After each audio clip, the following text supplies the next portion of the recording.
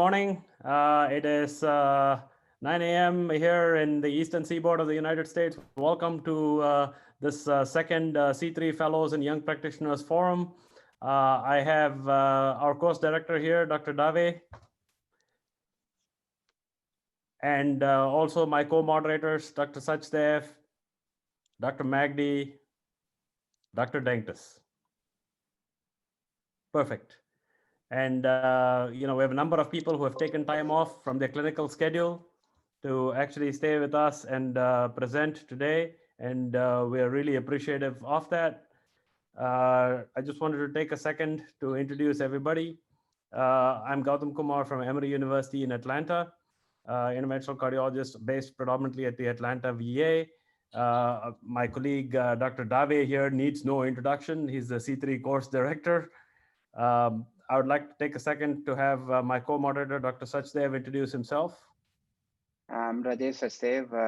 I'm a professor of medicine at Morehouse School of Medicine and also a staff physician at Atlanta VA. And my colleague, Dr. Denktis.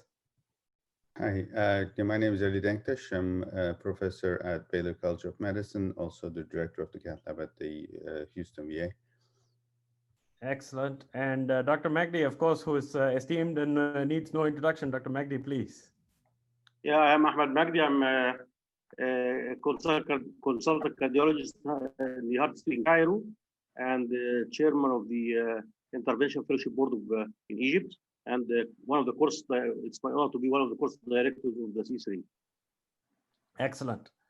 All right, so without much further ado, let me introduce our first presenter to get the party on the road, or get the show on the road, if you like.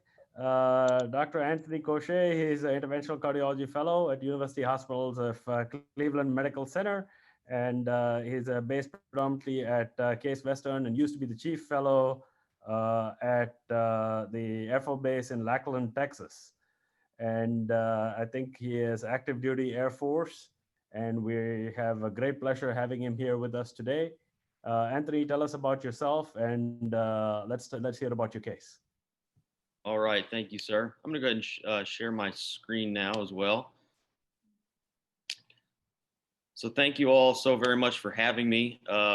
My name is Anthony Gaucher. I am active duty Air Force. I was given the opportunity to do an interventional cardiology fellowship and found Case Western University Hospitals, and have been having a wonderful experience. I'm currently a second-year advanced fellow. I'm doing a complex coronary CHIP fellowship, and I'm being mentored by Dr. Paul Poonam, and who was my attending on the case I'll present today. And I hope y'all find this case interesting and that it'll prompt some discussion. All right, well, we'll get started. So my case today is a challenging RCA CTO that. Yes, I'll email it to you. Sorry, it was a challenging RCA CTO that we encountered earlier this year that had a very unique right ostial engagement that posed some challenges and required some improvising and adaptation to overcome. So I'll begin with some patient history. So our patient was a 52-year-old female, history of 3-vessel CABG in 2012, a Lima to the LAD and 2 vein grafts, OM and PDA. The patient unfortunately had been lost to follow-up for many years, but presented back to our clinic in September of 19 with recurrence of her index angina. She also had a history of non-Hodgkin's lymphoma that was treated with chemo and XRT in 2001, hypertension, hyperlipidemia.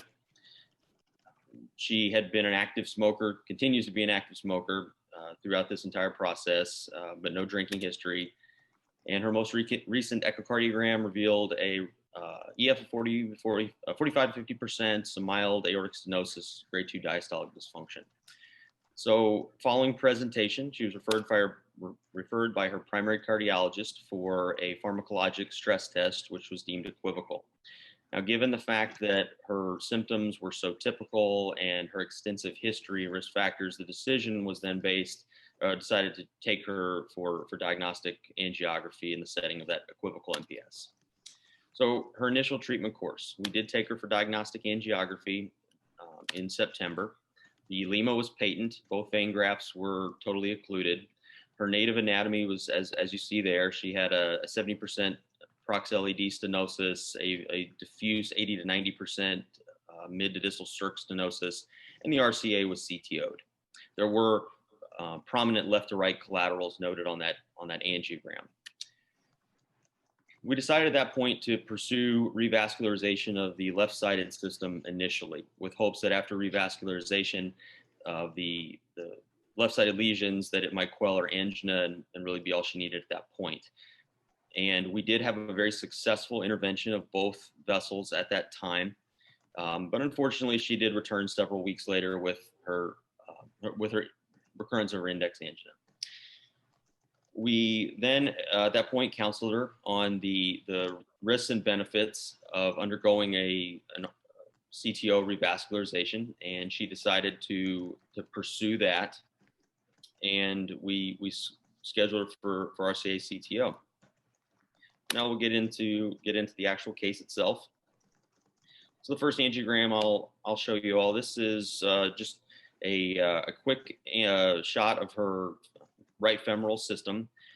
We, going into the case, knew that we were likely going to pursue a retrograde approach, and I'll outline that a little bit further momentarily, but we went into the procedure with bilateral access. She was a large lady, and we wanted to minimize the risk of femoral access, and we went with just a right radial, right femoral approach as opposed to a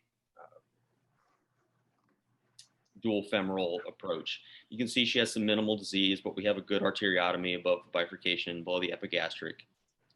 The plan was for RCA engagement via the femoral access and left main engagement with the radial guide, excuse me. So now here, this next angiogram will demonstrate our initial difficulties that we began encountering with this RCA. So the lesion itself, as you'll see momentarily, was a very proximal, almost ostial cap. We had tremendous difficulty engaging the RCA. We had a 7 French system in the femoral artery, and were initially attempting multiple 7 French guides. We went up initially with an AL 0.75, attempted a 3DRC, an AR, AR1, unsuccessful at engaging with a 7 French, then de-escalated to a 6 French guide, hoping that that might give us a little better seating. And we were eventually able to get a suboptimal engagement with a 6 French AR1 guide. Here is a angiogram of our dual injection. We've, at this point, engaged the left main with a 6 French EBU 3.5 from the wrist. This is a very good shot to demonstrate the collateral filling that we were getting from the left. There's a very prominent septal collateral that we, going into the case, knew would be a likely target for retrograde access. But what really is notable is the suboptimal nature of our engagement. This is we did eventually get a little bit better engagement of the ostium as we start to wire antegrade, but never much better than this. As you can see, the lesion is rather diffuse. There is some calcium, and the cap is rather ambiguous. It was a JCTO score of 3. We did attempt an antegrade approach initially. We purchased what little vessel we had with the Xi'an Blue over a Corsair Pro microcatheter, and attempted with 2 wires, a Fielder XTR, and then a Gladius Mongo, but didn't escalate any further with anything with more penetration, just because we were our guide was kicking out almost with exiting the microcatheter. The guide was kicking out, and we really knew we weren't going to get the push we needed to cross this type of lesion antegrade. So at that point, we then transitioned our strategy to the retrograde approach. Now here our first shot from a shot from our retrograde approach, excuse me. At this point, we have successfully navigated the large septal perforator. We crossed with a traditional Xi'an wire over a low profile Corsair Pro, Pro XS, and we're able to navigate to the distal cap with ease. We exchanged that Xi'an for a Gladius Mongo, and we're able to get enough push with the microcatheter retrograde to advance our wire through the lesion and into the true lumen of what little RCA there was. But as you can see with this next slide, this is where our next challenge came from our difficult RCA engagement. At this point in the case, this is where we would be attempting to externalize our retrograde wire to take out through our antegrade guide, modify the tip and such, and then proceed with traditional PCI this lesion. We unfortunately were unable to take the externalization wire and get it into the guide, despite a heroic effort to do so. But obviously, after having taken this time and effort to cross this lesion, we didn't want to abort simply because we couldn't externalize the wire. So at this point, we exchanged our 6 French AR1 for a Noto launcher and externalized the RG3 wire into the aorta and advanced a snare through the Noto guide with attempt to snare it through the Noto and then use the Noto as our antegrade guide. I think given her just her anatomy, you can see the tortuosity of her ascending aorta and whatnot, we weren't able to get the wire really up higher into the subclavian where it might have been easier to snare it. But we're fortunate that we were able to snare the wire in the descending aorta and engage the guide over that wire, externalize it. So challenge number 2 from that anatomy was overcome at this point. So then at that point, we were able to, as I said, externalize the wire, modify it, and proceed with our intervention. This is a long angiogram. I apologize. I won't need to necessarily show you the whole thing, but we passed our first predilatory balloon, a 2020 compliant across the lesion, began dilating our track with ease. Thankfully, that Corsair Pro had provided a nice track, and we were able to get our equipment across very easily. We required 2 stents to cover the lesion. Here's our first stent, a 3.0 Xience, and then that was followed by a more proximal to ostial short 12 millimeter stent. And then finally, there's our angiographic result after pulling our equipment back out of the RCA. And you can see we have very good angiographic result. You can see the improved filling of that system. We did perform IVUS on this patient. Unfortunately, I was unable to transfer those images from our system, but the intracoronary imaging demonstrated very good apposition, expansion of the stent, and there was no evidence of dissection or perforation. And we were able to provide this lady I think a very good result. And still following this patient, and to date, she's doing very, very well. So again, thank you for this opportunity to come bring a neat case, and I'm open to any questions anyone might have. And thank you all for being here this early on Saturday. Anthony, thank you very much for your presentation. That was a great presentation. Before I open to my panelists for questions, We have another esteemed member of our C3 board who's joining us, Dr. Goran Olive Corona. He's a senior interventional cardiologist in Lund, Sweden. He has a lot of experience in treating STEMI patients, ACS, therapeutic hypothermia, TAVR, as well as cardiac arrest, cardiogenic shock. Goran, good morning. Yeah. Good morning. How are you? It's good afternoon over here. Welcome. Good to see you. Very nice case we saw. So Goran, you know, in Europe, for a situation like this, you know, what's the indication for intervention? You know, are you pursuing these type of cases? You know, because clearly, you know, there is controversy in the literature about whether we should do these type of procedures at all, and whether these patients can be medically managed.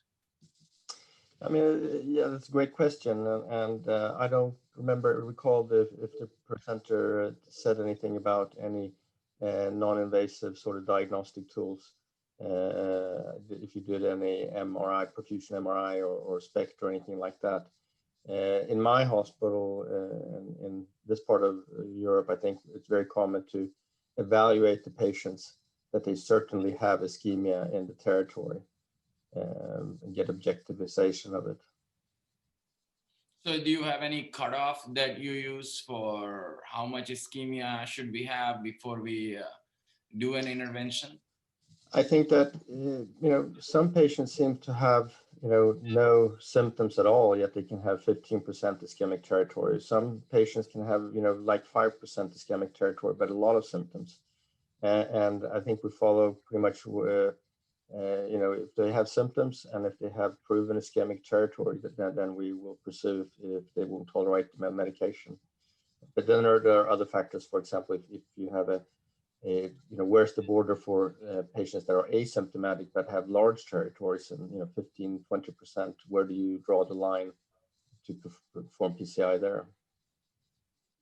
Yeah, from a technical perspective, you know, this looked like a case that, you know, a primary retrograde approach, you know, could be chosen, given that there is practically nothing that you see at the ostium on the right.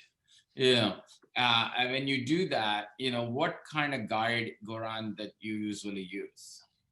For the antegrade or retrograde guide? The antegrade guide. You know, so once, you know, retrograde guide is obviously your left system guide, which is a standard guide.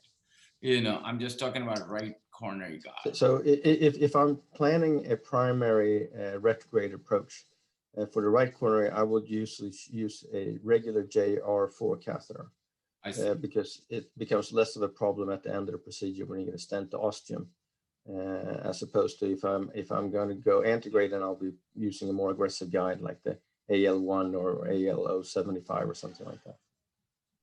Yeah, those are good points. Anybody else have any comments? You know, Rajesh and Dr. Mahdi. Let me raise this question. Are most of the ostial occlusions of the right coronary the go or the end by retrograde? I mean, they need a planned retrograde from the beginning because it's through ostial, except if it's there's some thrombus or there's some landing zone, and also because of the risk for the aorta if you do too much manipulations. Is that a rule for all retrograde? For all ostial, it should be planned from the beginning to do retrograde in these patients. And the other thing I am asking about if there was some calcifications in the right coronary to interfere with the retrograde wiring and passage, or there was no much calcification to deal with. So, Dr. Sachdev, what's your opinion? You know, you have extensive experience in CTOs, and you've been one of the CTO operators here in the United States from the very early days. What's your opinion of this particular CTO? How would you approach it? So I think this particular CTO, I would primarily approach retrogradely. On the other hand, you could try antegrade. You can try 1 or 2 wires, probe them. If you have a difficulty seating the guide, and I have to agree with Dr. Goran, that the initial guide I will use is the JR4 if it doesn't sit that well, because the ascending aorta is quite short. You can even use JR3, and you can actually use an anchor balloon technique. You can anchor the balloon into that conus branch which is there and try to probe the ostium of the RCA. But I think using primarily a retrograde approach is a very good viable option. And it's a procedure very well done. I do have a question. I saw that there was a proximal circumflex lesion which looked quite hazy. So was that addressed prior to CTO intervention, or that was a non-ischemic lesion?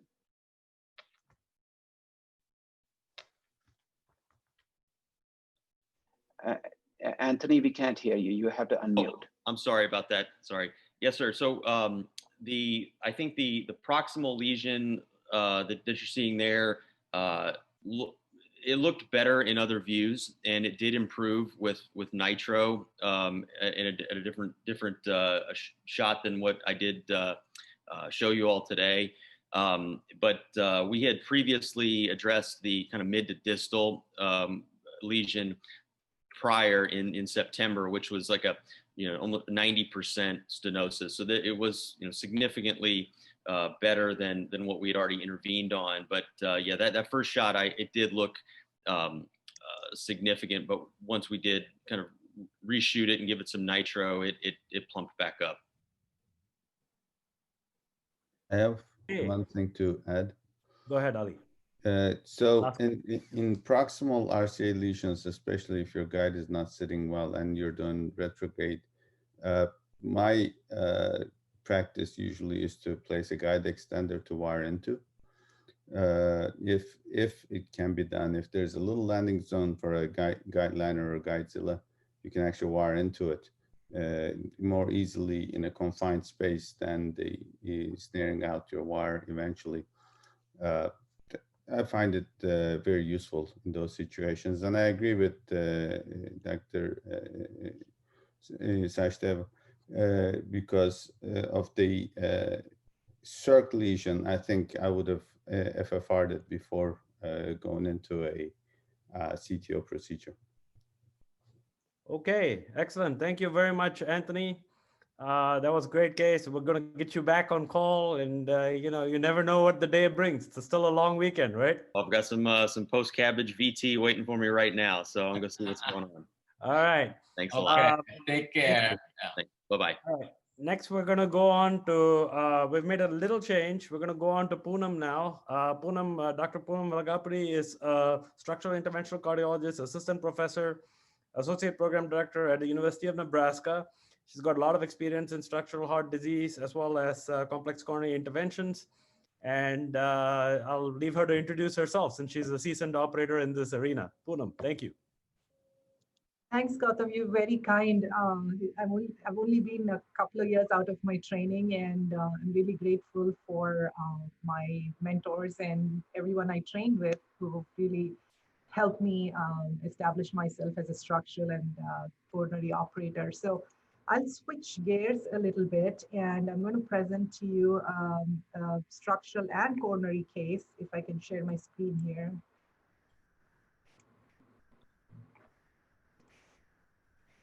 Can you all see my screen? Yes. Absolutely. All right. So my name is Poonam Velagapudi, and I'm a structural and interventional cardiologist at the University of Nebraska, and this is my third year out of training. So I look forward to a lot of input from the panel, esteemed panel, as well as colleagues who are attending. So this is an 81-year-old woman who presented to an outside hospital, and she had an NSTEMI, and they cathed her, and she had significant multi-vessel disease, and she was transferred to our facility to CT surgery for cabbage. So she was known to us because she was a patient in our structural clinic. She has moderate AS with a valve area of 1. And we had been following her with serial echoes, and she was bordering on moderate to severe with a valve area of 1. So we knew her very well. She also has end-stage renal disease. She's diabetic, paroxysmal AFib, third-degree heart block with her own pacemaker. Anemia, which was a major issue for her from small bowel AVMs, though more recently she really hadn't had any of those issues, pulmonary hypertension, and she also had severe TR because of her lead impingement. So these are her meds and her labs. When she was transferred, she had a hemoglobin of 7.6 and her creatinine was 4.8. And again, she's on hemodialysis. So her echo showed an EF of 50%, no significant regional wall motion abnormalities. She had a normal functioning RV and moderate AS. These are her gradients, 27, and her peak velocity was 3.6, valve area of 1, and severe TR with an EROA of 0.4 and a pulmonary artery systolic pressure of over 60. So these are her diagnostic images from the outside facility. As you can see, there's this significant ostial RCA lesion. And this is her left system. So she had significant distal left main and ostial and prox circumflex disease, as well as somewhat suspicious that ostial proximal LAD. Though really nothing hazy. I mean, you can't really rule it out for sure, but really didn't think that there was anything acute. We thought this was probably type 2 from her significant disease and anemia. So we corrected her anemia, and we also did a right heart cath, which you can see that her right and left pressures are elevated. She has a normal cardiac output and cardiac index with good PA sat. So we had a heart team discussion, and her STS risk score for mortality for CABG was 17.9. This was just for CABG. If we add AVR, that'd be much higher. For morbidity and mortality was 45%. So CT surgery really didn't want to do anything, and they referred her for interventional opinion. So we consulted GI, who did an enteroscopy, and there was erosive gastritis, and she really didn't have any acute bleeding. So we gave her blood, and her hemoglobin was normalized, but she continued to have chest pain on the floor, and her troponins continued to go up. So as a team, it was decided that she probably would benefit from PCI to her left main and actually complete revascularization with mechanical circulatory support. So we did a single access and used the Impella CP and a 7 French sheath for the PCI. And this is her IVUS run from her left circumflex into the left main. And as that runs, I can also show you these measurements. The distal left circ was 3.5, and her left main was, this was just the luminal measurement, was 4.5 in the maximal diameter and 4.0 in the short axis diameter. And so you can see here that the ostium of the circ is significantly diseased, we'd have to stent into the left main. And this is a pullback from the LAD. This is very distal in the LAD, which measured about 2.9 or close to 3. And then this was more in the plump part of the vessel, was about 3.5 in the long axis and close to 3 in the short axis. So it was diseased, actually worse than what we are seeing on the angio, significant ostial disease. So, I'm usually a DK crush sort of a person, but given that angle, I decided to do a TN protrusion. So the calcium wasn't too bad. I tried to use a balloon first and see if it expanded. It looked like it did until I went up with my stent, and you can see that this was a 3.5 by 38 resolute stent, and there was a waste in the circumflex. And then post-dilated with a 3.5 NC, and it opened up pretty nicely. So then the LAD pre-dilated it, stented it, and then did a kissing balloon inflations with 2.35 balloons and potted it with a 4.5 balloon. And here's that, let me see if I think we should play. This is what we had after the kissing balloon inflation and pot. Now, looked okay, but the IVIS showed us something else. The stent was underexpanded at a couple of spots. This is the left circ. And you can see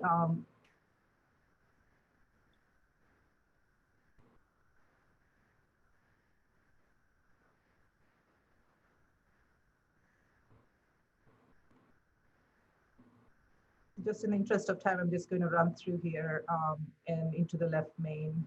It was well opposed in the left main. And this is the LED.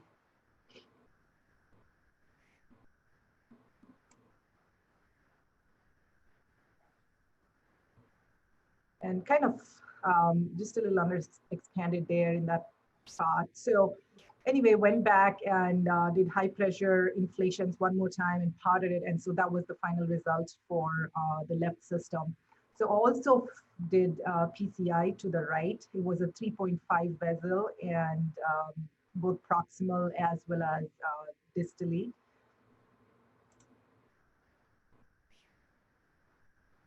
So it was pretty tight at the ostium.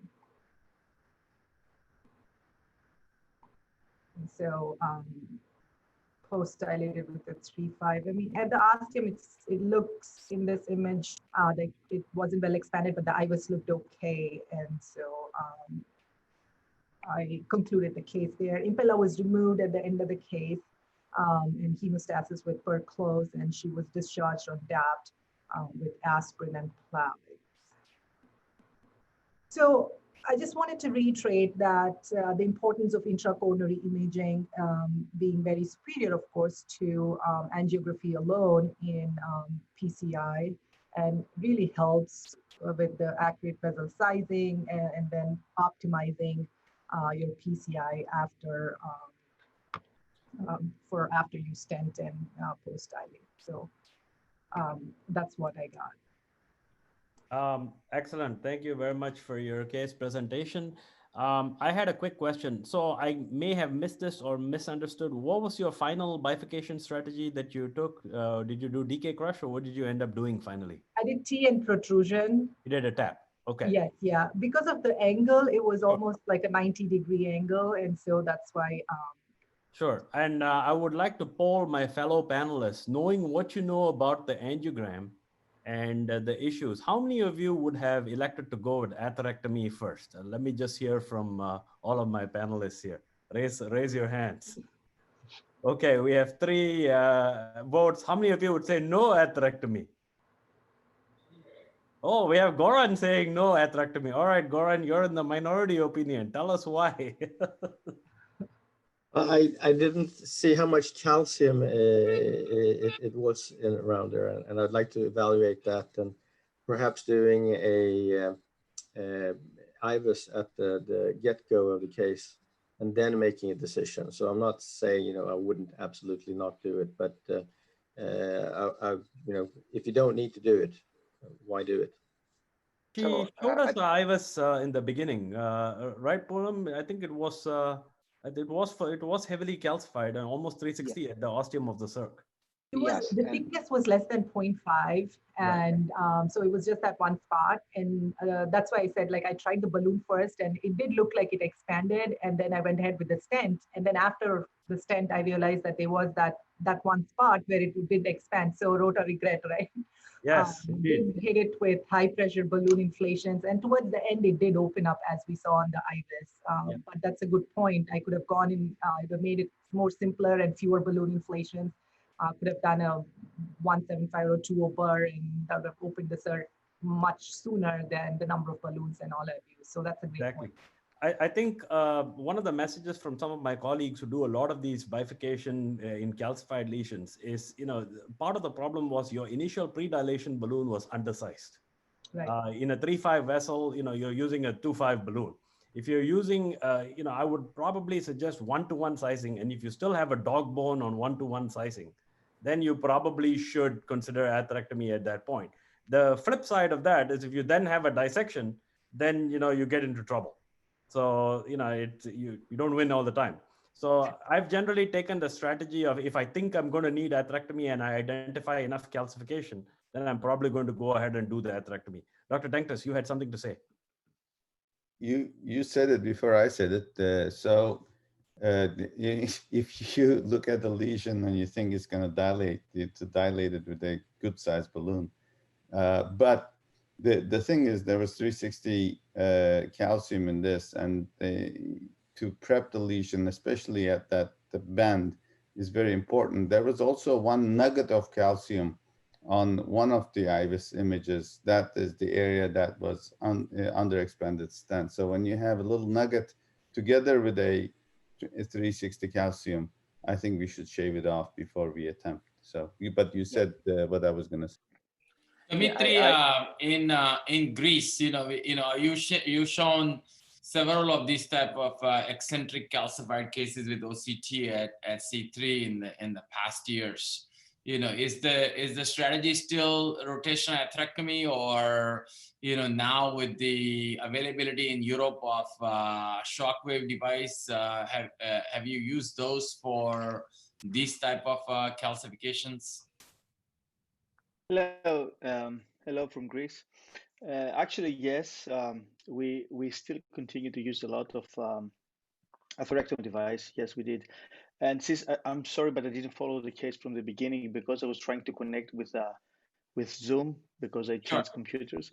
But anyway, I do agree that I would do atherectomy device even in this case, because once you think rotablation, you have to put rotablation. Once you think it, once you see the 360 calcium, you just put rotablation. Rotablation is my favorite. We use a shockwave balloon. We don't have much experience. It's quite expensive for Greece this period of time, unfortunately. I used a couple of times in different hospitals shockwave balloons, but it doesn't cross so easy. So my strategy was always to use rotablation the first, then we use shockwave balloons. We have a huge amount of calcium, and most of the times we use the rota cut technique. So we use rotablation. We go with a cutting balloon, especially in large vessels. So rotablation is the first thing to go, at least in my opinion. Can I make some comments also? I don't know if Dr. Poonam, if you summarize the case, but I didn't see POT. I didn't see final kissing. POT is now one of the most important steps in bifurcation. It is very important for the geometry of the carina, and we didn't see final kissing. I hope that you already passed through all the steps of the TAP technique which you did. The other thing is many times I'm cautious to pass a long stent in a heavily calcified artery even after rotablation for the risk that it may be stuck there. So maybe I can even use shorter 2 stents, but 38 millimeter stent sometimes it's difficult to pass unless you pave the way very well. Yeah, So I there are, on the video, I see Parag there. Parag is actually president of the Chicago Cardiology Institute. Hi, Parag. How are you? It's been a while. And he's nationally known for doing a lot of work on CTOs. Welcome, Parag. Parag, you are on a mute. There are some questions from the audience here. Gautam and Poonam, you might want to address them. Let me read the first one. I think it's an important one. Dr. Kiao from New York has asked, what IVUS criteria would you use to do a atherectomy? Thickness or arc of calcium, or both? So 3 things: thickness greater than 0.5, length more than 5, and then arc greater than 270. And then as a response to Dr. Magdi, I just want to let you know, I did a part with 4.5 balloon. Perfect. Yeah, it's very important. I think the point worth making over here is you know that you're doing a high-risk PCI in a patient who's elderly, and you're using a hemodynamic support.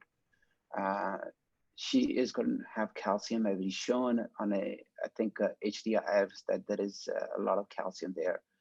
So lesion preparation with the atherectomy, either ROTA or CSI, is very important because you can use shockwave, We don't have in the US shockwave for coronaries, we do have for periphery. And those balloons, you cannot really deliver that well, especially in this kind of a lesion. But after the stent is deployed, if it's not expanded, you can use maybe a shockwave to expand it. That's a possibility. But I think it's very important to actually prep these lesions with atherectomy. It makes your job easy. It actually gives you a good result, and actually it's a durable result. So I think prepping the lesion with a atherectomy gives you, I think, to a certain degree surety, but less chance that you will dissect. And then ease of dilating, so you don't have to go to very high pressures. So I have another question from the audience again, from Dr. Mohsin Saif. He says it's a great case, so that goes to Poonam. And the question that comes about is, do you use Impella in all of your left main cases? And we've discussed some of these issues. I'll try and I'll give you my take on it. If it's the simplest left main in a normal LV function, no need for atherectomy, no need to approach the bifurcation, stable patient, no other significant systemic issues, I will, and good vascular, good access, good guide engagement. I don't anticipate a complicated case, no atherectomy. I would probably go for it without mechanical circulatory support. Now, I realize that there is a number of other factors as well that gets into it, but I'll throw it open to my panelists. Dr. Denktas, what are the other factors would you take to go for a left main without mechanical circulatory support? Well, it depends on the anatomy of the lesion and how difficult I expect it to be. So there are patient factors, the operator factors, and the lesion factors. So how difficult is the patient, how difficult is the LV, and how good you think you will be able to do this without anticipation. And of course, the time of the day and the, if it is Friday the 13th on a Friday, so that might be a mechanical support. How about? I definitely will not do a case like that on Friday the 13th. That's for sure. Petri, how about in Greece? What would be your approach? Would you have mechanical circulatory support for all of these left main cases? So how would you approach? No. If the case is like this one you're discussing about, I think yes, circulatory approach is help would be essential. However, we do more and more left mains all the time. I did 3 left mains only this week. I do them all radial, 7 French radial, with Turumo sheath, or even without Turumo sheath if the patient has a good size of radial. So it's been a long time since I did a normal, let's say, left main bifurcation case with circulatory help. So I don't think this is the case. If you anticipate a normal bifurcation case without long procedure, I think you don't need the circulatory approach. Just do it quickly and nicely. That's my advice, I would say. There is another question from Dr. Gaucher, who's asked that what do you do if you have to perform this complex PCI in a resource limited place? Then I guess the answer would be, you try to do a balloon and a stent and hope that nothing goes wrong. And you try to actually have short inflations when you are actually ballooning and when you are stenting. But I can tell you invariably, this is going to be very challenging for stent apposition. So in terms of, yeah, I think without IVUS to know the set of calcification, it may be difficult. But if you just depend on the screen that it's heavily calcified or not, and you just go with non-compliant balloons and scoring balloons, maybe you are lucky or not to have. Let me also ask a final question. What will you do if this aortic stenosis is more severe than that? Are you going to do the same, the procedure for TAVR and coronary, or maybe this is moderate, or you assume the symptoms are related to the coronary? What if the symptoms is also related to the aortic valve? Well, she actually brings up a very interesting clinical scenario. And she actually flashed the hemodynamic assessment slide just for a second, and I couldn't catch the gradient, what happened with the nitroprusside. This is a classic issue of what the valvular arterial impedance is in this patient.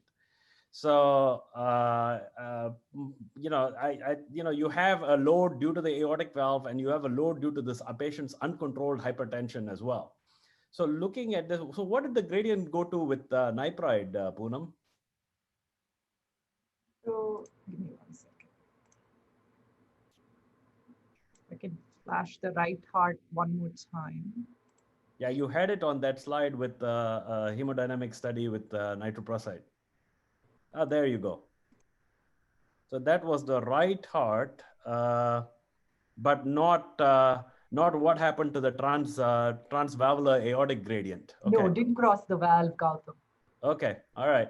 So, this creates an interesting scenario. I mean, you have a gradient. What was your resting gradient by echo? 27. So the gradient weren't too bad. The velocity gradient wasn't too bad. I can make a fairly confident argument that the gradient will probably go up if you normalize our pressures, assuming that the gradient of 27 was also obtained when at the time when her arterial pressures were in the 190s.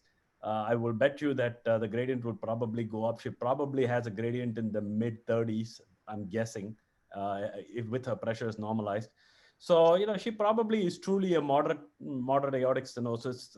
And, I'm pretty sure in this case that can be medically managed initially at least. And, subsequently you can plan for transcatheter aortic valve replacement if she continues to deteriorate. So for very severe, we probably would have considered doing a BAV before, but if the valve area was 0.8, 0.9, I think we would still do the same thing. I don't know if any of you have any other input there. Okay, we will move on to the next case. And thank you so much, Dr. Velagapudi, for coming and presenting. And I realize you're on a time crunch as well. I really appreciate you being here today. Now we will cross across the Atlantic. And, we're going to have two cases from the other side of the Atlantic. First, we will start with Dr. Tustiu from Southern Ireland. Welcome. Yeah. Good morning in America and good afternoon for Europe. I'm Dr. Julia Tustiu. I'm originally from Romania, where I graduated my medical school, and I started a specialist training in internal medicine. And then in 2017, I moved to Ireland to continue my training. I'm currently enrolled in basic specialist training in Cork University Hospital in the south of Ireland. I'm in my final year now, and I'm looking to start cardiology training from summer. In Ireland, I discovered the interventional cardiology, and 2 years ago, I did my first coronary angiogram. I'm quite new to the field. I'm very anxious about it, but I love it. And I will start as well a master's degree in interventional cardiology next year at Galway University. Excellent. Tell us about your case. Yeah.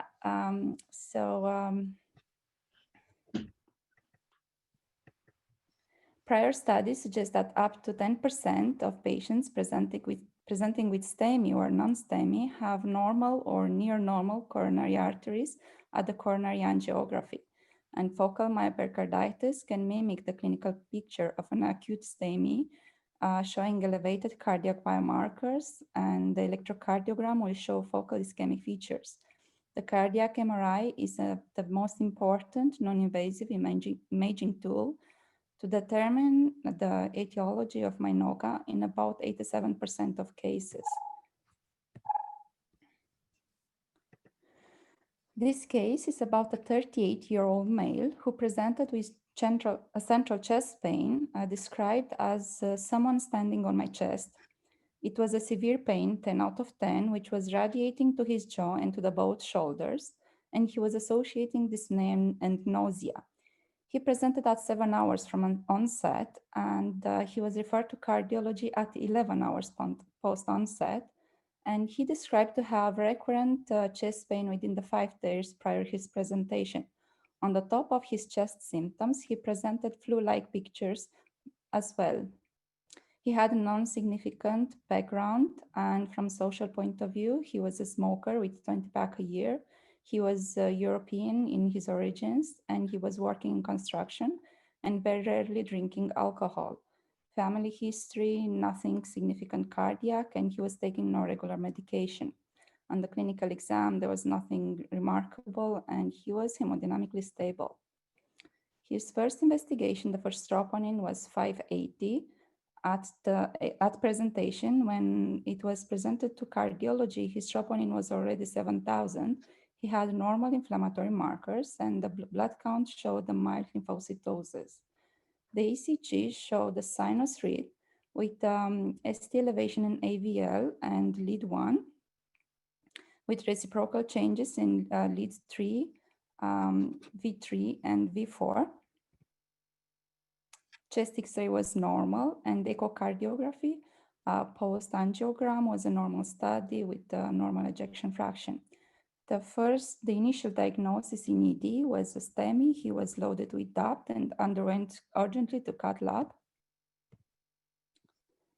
In the first loop, I present the right coronary artery, which was the dominant vessel. It was a large branch and had the mid vessel mild ectasia.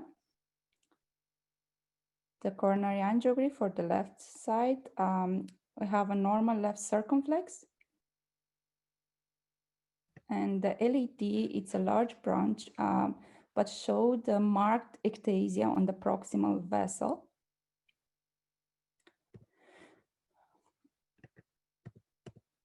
We took different views. We have the LAT and left circumflex in an RAO caudal view.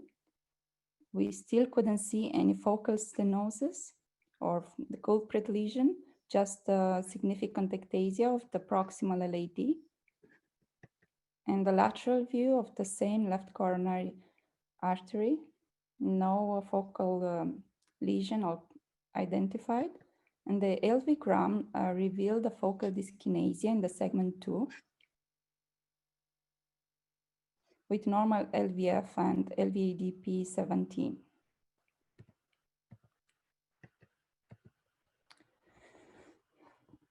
After the angiogram, we queried mainly a form of pericarditis, but we were not fully convinced that this is solely focal myopericarditis, and several possible diagnoses crossed our minds, likely whether this could be a Minoka case with an embolism or a spasm, and as well as Takotsuba looking at the focal akinesia.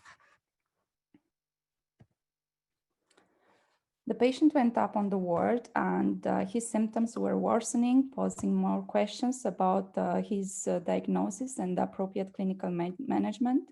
His troponin has a rising trend up to 16,000. That makes us to be more worried about him, and we kept him on a continuous telemetry, which showed no events. We had serial ECGs that show sinus read with a persisting T-wave inversion in lead 3. The ST elevation has resolved. And he was pyretic. He has severe chest pain. Likely it was pleuritic in origin, and he was quite lethargic and associating the flu-like symptoms. His inflammatory markers went very high, CRP 2000, white cells raised, and neutrophils. This prompted us to do a sepsis screening, which was negative. A viral respiratory screening showed a positive for rhinovirus, and also we investigated him for different viruses that could be involved in myocarditis, and he had a vasculitic screening and thrombophilia screening, which were normal, negative. Up to this point, in a young male with very few risk factor for cardiovascular disease, and looking at his clinical pictures and paraclinical results, we thought that this is likely a focal myopericarditis. We managed him with aspirin, beta blocker, ACE inhibitors, NSAIDs, colchicine, paracetamol for severe chest pain. It was not resolved with the anti-inflammatory medication and the statin. He was continually on telemetry, and we monitored his biomarkers, especially the troponin and the inflammatory markers. And thinking that this could be a focal myopericarditis, the imaging tool of choice is a cardiac MRI, because we would have a high variability in sampling error if we're going to perform an endomyocardial biopsy if the myopericarditis is a focal type. So we decided for a cardiac MRI, which revealed our surprise there. He had moderate to severe hypokinesia of the lateral wall, and it showed, here we can see the focal akinesia, and as well show a transmural infarction with no reflow phenomenon involving the septal and the anterolateral walls at the base and mid-chamber, and a left ventricular ejection fraction of 48%. This was a big surprise. We were wondering, like, what is his risk at this point. He was managed properly by this point, and we were quite satisfied that he was continually monitored from telemetry point of views and from biomarkers point of view, and we kept him as an inpatient for about 2 weeks. So I designed here an algorithm because the case initially it was quite complicated, leading us to different possible diagnosis. So his clinical presentation, ECG and troponin, prompted him to go to cath lab. The coronary angiogram, if it would be like just a classical one to identify the culprit lesion and have a PCI, that will resolve the case, or the biomarkers, if there were suggest thrombophilia or vasculitis or another etiology of his symptoms, that could be a simply case. But we identified a non-obstructive coronary artery disease, and the LV-gram showed the focal akinesia and normal transthoracic echocardiogram. All these results pointed us to do the cardiac MRI, which revealed the septal and anterolateral infarction. And having these results on the MRI made us to go back to review the first angiogram pictures. We couldn't see any culprit lesions. Again, we were convinced that nothing was wrong there on that angiogram. And the next step, what to do, it was Julia, yeah. I'm sorry to sort of interject in here. I think on your second angiogram, the ramus is occluded, and since there is ST elevation and one in AVL with reciprocal changes, that is likely the culprit for acute MI. Yeah, but we couldn't see anything on the first angiogram. There is a hint that there is a hub, that there is a occlusion there, and that needs to be the area which needs to be probed based on your EKG. If it was me, I would actually take a wire and try to probe that area, and then I can tell you, or take an angiogram. See that there is a little contrast which goes there. This is the second angiogram after the cardiac MRI, which showed. Go back to the original. You can go to the original second angiogram you showed us. Why don't you show us the original angiogram? Go back I'm going and show back us. now.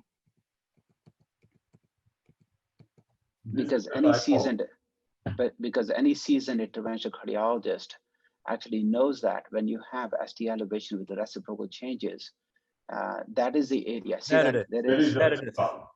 Yeah. There it is. Anytime you are faced with a situation when STEMI, we are used to taking a balloon and wire and just go. Or when you don't know which is a culprit, come out in the control room, just sit down and look at it like a CTO angiogram. Spend 5-10 minutes looking at it. Yep. This is a great lesson. But do you think this would raise the cardiac enzymes to this huge elevation? I was thinking myself that having a STEMI and with such high troponin and with the clinical pictures of maybe it was just accidentally discovered that it's occluded since long time, because this elevation of cardiac enzymes was very high. Well, it's that... a large territory, because if you play the second angiogram again, if you play that angiogram that you have on the left side of the screen, right there. No, the one that you have on that. Nope, next. It effectively feeds the entire lateral wall. Yeah, there is a big hole, the one. Exactly. Yes. See, if you look in that view, there's actually a relatively big hole between that OM and that LAD. There is no real proximal diag that serves the high lateral wall.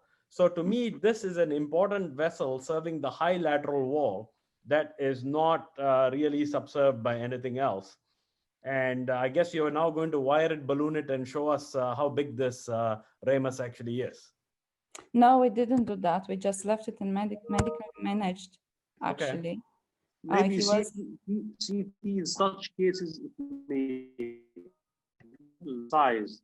If you, Gautam we just did an OCT. Right. Sorry, I can't hear it. Just CT.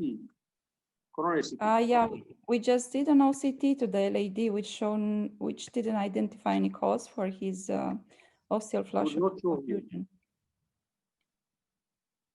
And I think it was overlapping a Dressler syndrome associated with STEMI. That's why he had such a high troponin and severe chest pain, pleuritic chest pain. Okay. Yeah. But the MRI is conclusive here. If there is already inflammation, inflammatory areas in MRI, this would direct. Actually, it is not a very straightforward case, and so maybe we are directed to biocarditis if the MRI is showing patches of inflammation. If the MRI is not showing that, then maybe Professor Raj and Professor Gautam are right. Maybe you look for a culprit. Yeah, if you look at this MRI, it really suggests the area of abnormality in that high lateral anterolateral wall, that exactly as I predicted, where there is no proximal diagonal, and this ramus actually serves the proximal diagonal territory of the anterolateral wall. You see, again, you can see there is a big hole between that OM and that LAD. And the message to fellows that I would like to bring up here is that, in general, when you look at the heart, you shouldn't have any major gaps in the heart with no blood vessels. That should always make you suspicious. Oh, am I missing something in the acute phase that's completely flush occluded? And then that should really make you search for these little nubs, as Dr. Sachdev called it, because sometimes, you can probe this with a wire and you'll find that, oh, that's actually a pretty big vessel after all. Another point that I like to make, if you go back to the original angiogram, right where the ramus should be, it overlaps with the distal left main LAD, and you always need to define that and do a better angiogram work to separate out that block. Because this can, for example, this is how distal left mains can be missed. This is how the ostial occlusions can be missed.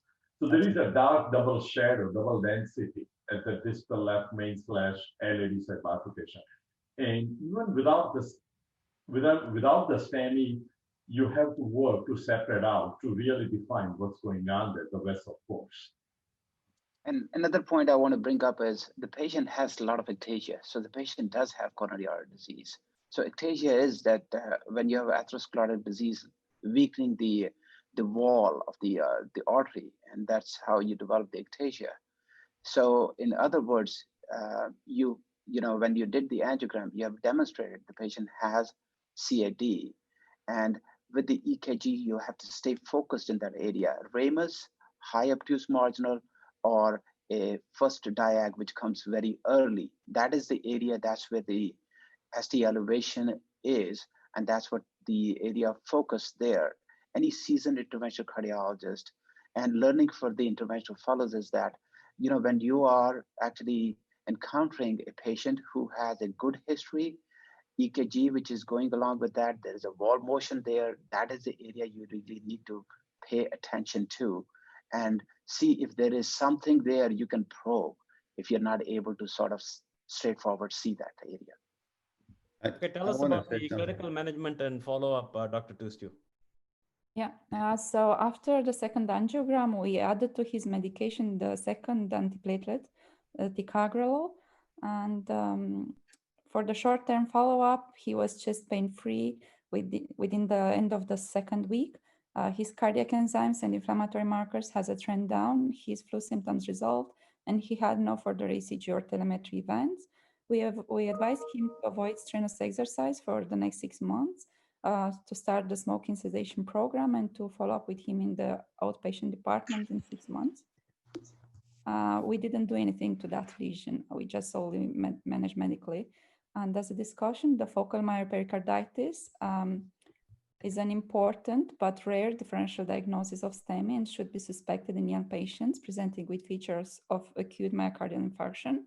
OCT and IVUS are very useful in invasive imaging tools to determine the culprit lesion in patients with a non-obstructive coronary artery disease. And an ostial flash occlusion of a small branch may not be apparent on the initial coronary angiogram. And the cardiac MRI may provide additional information on the likely culprit territory. Unfortunately, by the time we get the cardiac MRI, it is probably too late for the culprit territory. it wasn't happening within the second week of his hospitalization, but we kept him as an inpatient. Many times it's happening, okay, we discharge, but he didn't look safe, he didn't look stable to discharge him and have it as an outpatient. So I tried my best. I was not doing myself the angiogram, it was my consultant doing it, but I had to manage the patient on the ward base and organize all the investigations for it. Was there any consideration for vasculitis? I've treated patients with distal left mains and proximal vessels. In young patients, especially when you see ectasia and no stenotic lesions other than a single vessel gone, vasculitis should also be considered. And it is an important treatment change in the sense that you end up treating with immunosuppressive steroids. See, the CRP and ESR, they're all normal. I see. Yeah, and I did a vasculitis screen of the autoimmune panel and the thrombophilia screen because he was a young male and we had to rule out all the other causes. So I have a comment from the audience. Dr. Mohsin Saif says that this is a very interesting case, but once you picked up the culprit lesion in second angiogram, why did you not open it? In the interest of time, I would like to take that on. I think the second angiogram was, by the time the second angiogram was done, the patient was already pain-free, the infarct was complete, and there really is no indication at that time to go ahead and open this vessel. Am I not right, Julia? It was a 2 weeks time frame between the first and the second angiogram. Yeah, so at that point, it's probably not indicated to open up that vessel. So that's why. Gautam, I want to make. I think what I can do is also to do a coronary CT if I'm not planning to do that in the same procedure. But sometimes the CT is telling us the size of this hidden branch that was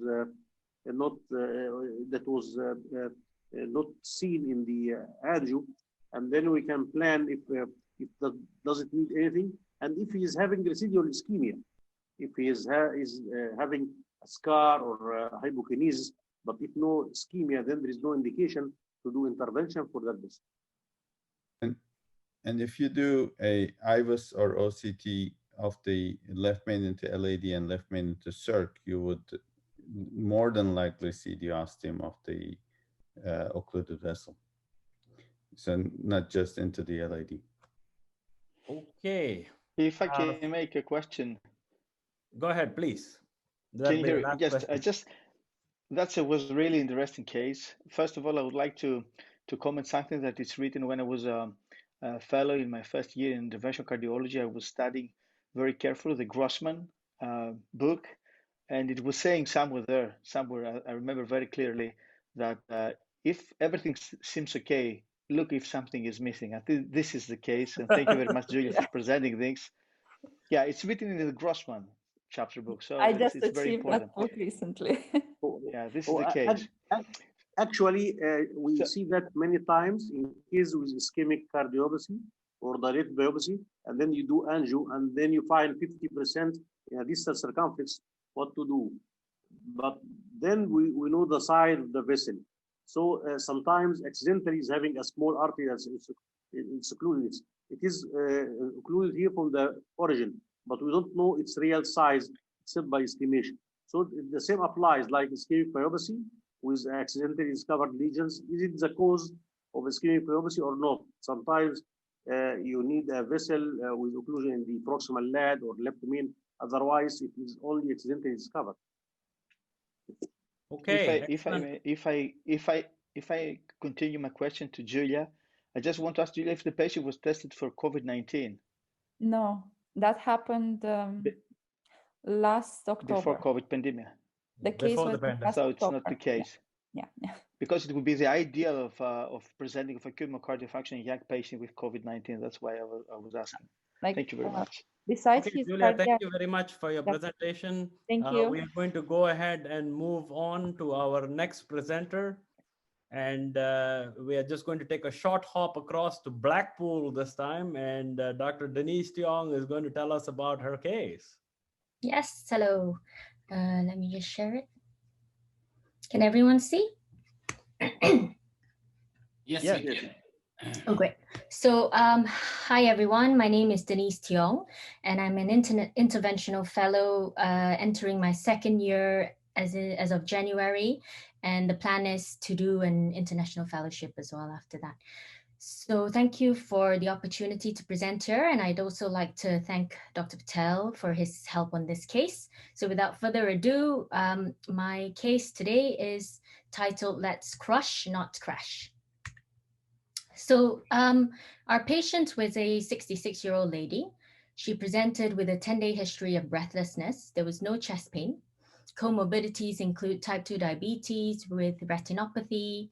She had COPD, she had a raised BMI and hypertension. ECG on arrival was a left bundle.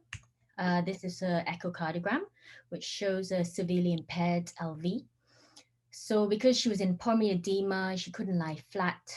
The plan was to stabilize her with a plan to an angiogram as soon as possible. But unfortunately, she had a VF arrest on the ward the following day, but was thankfully successfully resuscitated. So while she was recovering from all this, and because of the nature of the LV, we decided to do a cardiac MRI scan to first of all look for viability. And it showed a hibernating myocardium. So this is her initial angiogram 10 days later, shows dominant right system with heavily calcified artery and a severe disease in that mid vessel. And these are shots from the left, which shows a critical distal left main trifurcation disease.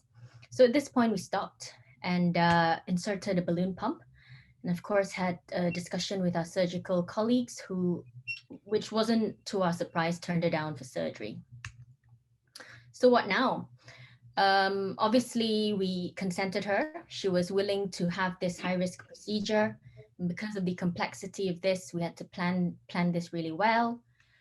In terms of access, we stuck with the radial access. And as mentioned before as well, in Europe, we quite happily use 7 French access. So we upsized to a 7 French. Which artery first? We went for the left because that's the critical artery. And although it was a trifurcation disease, we wanted to keep a simple, a complex procedure simple. So went with a bifurcation technique, chose a 2-stent technique up front. And as my title kind of gave it away, we went with the DK crush as our technique of choice. So then because it was a very heavily calcified artery, we decided that we most likely would need to rotor up front. And of course, couldn't have done this without intravascular imaging, and IVUS was our choice. And also we had anesthetic support from the start. One more thing, what about mechanical circulatory support? What's your strategy there? Her ejection fraction is extremely poor. What's your strategy for MCS? So that was it. We had the balloon pump in situ. Yeah. So this was first injection with the guide, lost flow. Patient deteriorated really quickly. Systolic went down to 50, needed boluses of aramine. So we quickly wired the vessels, restored some flow, and then proceeded with pre-dilatation of both the LAD and the circumflex. So then took a 1.5 millimeter burr and rotablated. And then after that performed IVUS, which showed distal left main area of less than 6. She had a napkin ring calcium throughout the mid-LAD. And also by doing IVUS, it allowed us not just to assess the true vessel size, it gave us an opportunity to identify her distal and proximal landing zones. So then because of the IVUS findings, we then prepped the lesion more with 2.5, 3.0 cutting balloons, and also used a bigger NC balloon in the LAD.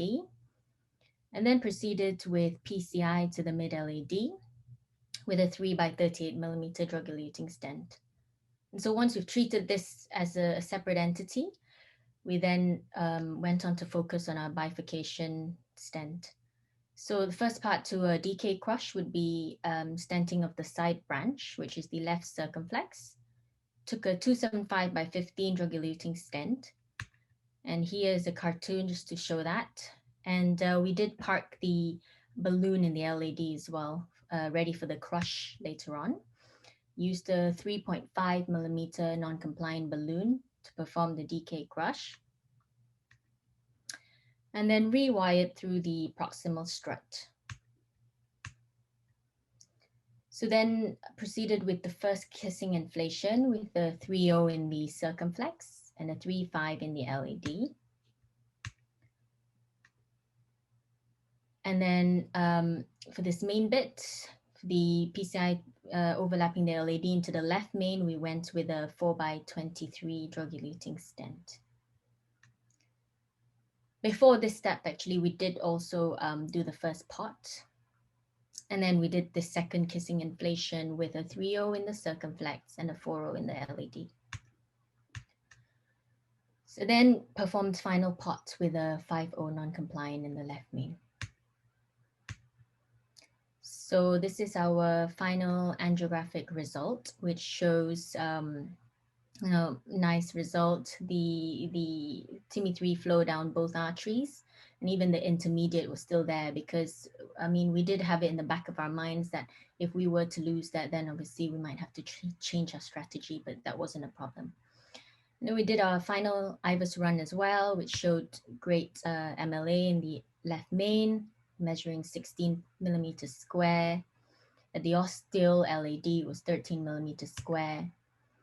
And then top right, the polygon of confluence, it nicely shows this clearance of the struts in the ostium of the circumflex, and the stents are well opposed and well expanded. So the balloon pump was removed after a few hours. She went home 3 days later. We did an outpatient echocardiogram, which showed improvement of her LV function. And then she returned for a stage PCI to a RCA with rotablation in about 3 months, and that was uncomplicated. So I'd just like to say that this case summarizes quite nicely the management of a highly unstable patient with severely calcified distal left main disease. It highlights the importance of intracoronary imaging pre and post stent, as well as the value of DK crush in complex calcified bifurcation left main disease. And I think also even in the most complex of cases, especially surgical turndowns like this, through meticulous and systematic planning, an excellent result can be achieved. And most importantly, this translates to better patient prognosis and quality of life in somebody relatively young at 66 years old compared to just medical management. So just a final slide on some learning points. We know coronary calcification is a strong independent predictor of MACE. Calcium in turn impacts on PCI, causes stent under expansion, which is associated with worse outcome, causes an increased risk of in-stent restenosis. And IVUS-guided PCI, as we know, compared to angiography alone, is associated with better outcomes.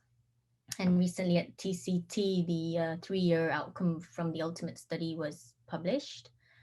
And also, we have now mounting evidence that DK crush could be the technique of choice in true distal left main bifurcation disease, according to the definition criteria in cases requiring an upfront 2-stent technique. And that concludes my case. Thank you very much. Dr. Tiong, thank you very much for that great case presentation again. Again, I'm not very familiar, but I just wanted to bring this up as a question. Is Impella available at your site? So Impella, I mean, England, Impella is not readily available everywhere. We do have it now, but not really at the time of the case. But then even having said that, we're still doing lots of left main procedures with balloon pumps. Our surgical colleagues are also still quite keen on having, so even if they do take them on for surgery, because it takes a while or maybe a few days for workup before they go for actual surgery, do like to have a balloon pump inserted pre-operatively. So yeah, but for now, I mean, if necessary, yes, it is available to our center. Okay, I just want to poll my fellow panelists here again with the simple show of hands. Gentlemen, what do you guys think? Would you approach a case like this with, assuming that everything is available and resources are not an issue and you have everything that's available? Would you approach a case like this with Impella or balloon pump? Which one would you prefer?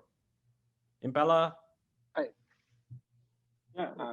I would say that, Gautam, if there is, this patient had a VF arrest, and luckily this patient did not have any sort of rhythm issues during the procedure, and if there is a VF arrest and she has asystole, balloon pump is not really going to help at that point. So I think Impella will still provide you the flow. So that will be my reasoning to use actually Impella over balloon pump, especially when I'm dealing that patient has a low EF and she has already had a VF arrest. Gautam, what do you think? I would agree definitely that if Impella is available to use that, but then there's a lot of factors that come into play that it's not the fact of life in many places that it is available. I think another sort of key observation, I think, when we do a case like that is to, if possible, two senior or experienced interventionalists working together on a case like this, I think is also a very good idea in order to improve your results. I think Goran brings up a very valid point. And I think a few years ago, Dr. Sachdev and myself have actually presented the dual interventional heart team approach that we have actually pioneered at our center that we use for a lot of these cases that I think, we find is very helpful for scenarios like this. Gautam, I think that, for the rest of the world, where Impella is not available very easily, I would say an ECMO would be a perfect choice for a case like this with an external oxygenator. And then you can, you really have free reign to do anything that you wanted. And the patient will be fully supported. Now, clearly, all the vascular complications and everything will have to be taken into account, but ECMO would be a great choice. And I probably, would have taken patients for angiography very, very early on. As soon as, it was identified that she had severe left ventricular dysfunction, I probably would have not done a CMR test, on the patient, because I'm not sure why I would do a CMR unless, there was a thought that, we should look at the viability before. But, that's a minor issue. I think the major issue is that what do you do? And I think that the ECMO, for example, we have many colleagues here today from, Asian countries who are attending, where Impella is not even approved. For them, I would say, this would be a great case for ECMO, and a balloon pump is not going to be enough. A couple of great questions coming from our audience here from Dr. Mohsin Saif. He says, great case. In an unstable patient, he would have chosen a more simple strategy such as TAP or mini crush. What is your take on that, Dr. Tiong? And I think, Gautam, I would actually ask Ali. He may want to say a word about a tandem heart. Yes, I was just about to say that, actually. My choice in this case with this kind of LV dysfunction might have in tandem to unload the ventricle. I absolutely agree with you, right, Rajesh. The LV dysfunction was so great and the lesion was so complicated. Although I have to tell you, before tandem and ECMO and Impella, we did a lot of cases with balloon pump with high rich emotional experiences in the cath lab. So that's why it's much more comfortable to use a higher yield device in these kind of cases. Absolutely right. Thank you. So let's go back to the question about the bifurcation strategy. So would you have picked a different bifurcation strategy given the complexity, or but sounds like you guys stuck to the plan and did okay. So, I mean, I'd like to say that there were two experienced, it was two consultants working on this case, including a fellow. And I mean, the reason we chose DK Crush, number one, there's operator familiarity, which is obviously very important. Number two is looking at the anatomy, there is a size mismatch as well. So, I mean, we would probably have either maybe culotte, but then with the size discrepancy between the circumflex and LAD, felt DK Crush would be the better technique to use. And also, as I mentioned, I mean, there's mounting evidence to show that actually in such sort of high risk kind of true bifurcation, distal left main disease, DK Crush is fast becoming kind of probably the two-stent technique of choice. Okay, since we're on the technical issues, I'll ask the last question from the audience again. RB basically says that your images quickly, very nicely show the outcome that you resulted. His questions are, how easy was it to cross the stent? Did you jail the circ wire till the circ wire entered into the circ, or where exactly did you enter the circ ostium? So no, at no point we didn't jail it. It did show on my I don't know. Do you want me to go back to show? But in any case, we didn't jail the circumflex. I mean, we never jailed the wires, and it wasn't actually that difficult re-entering it later on. I mean, as long as because we were very meticulous with doing pot, and I mean with sort of great planning and making the right curve on the wire, it wasn't actually as difficult as we anticipated. All right. Let me add something. Magdi wants to say something. Yes. Yes, there are two different entities. One of them is protected PCI. When you have distal left main, heavily calcified, poor ejection fraction, and then you plan, maybe you put the patient on whatever device available, whether ECMO or Impella or whatever. And there is a crashing patient when he is crashing, and then you are fighting or you are in a race to save his life. And in that case, you concentrate on the lesions because the myocardium needs blood. In the same time, you need a teamwork who may work hand by hand also to insert Impella or something else. But most important is to save the myocardium. And in that case, if I have a distal left main like this case, yeah, you did beautiful with DK Crush, but maybe if you just open the LAD to left main and then you can refine afterwards, even if it ends with just a balloon, kissing balloon to the CX, that may come back because it's a small CX, maybe it's 2.5 or so.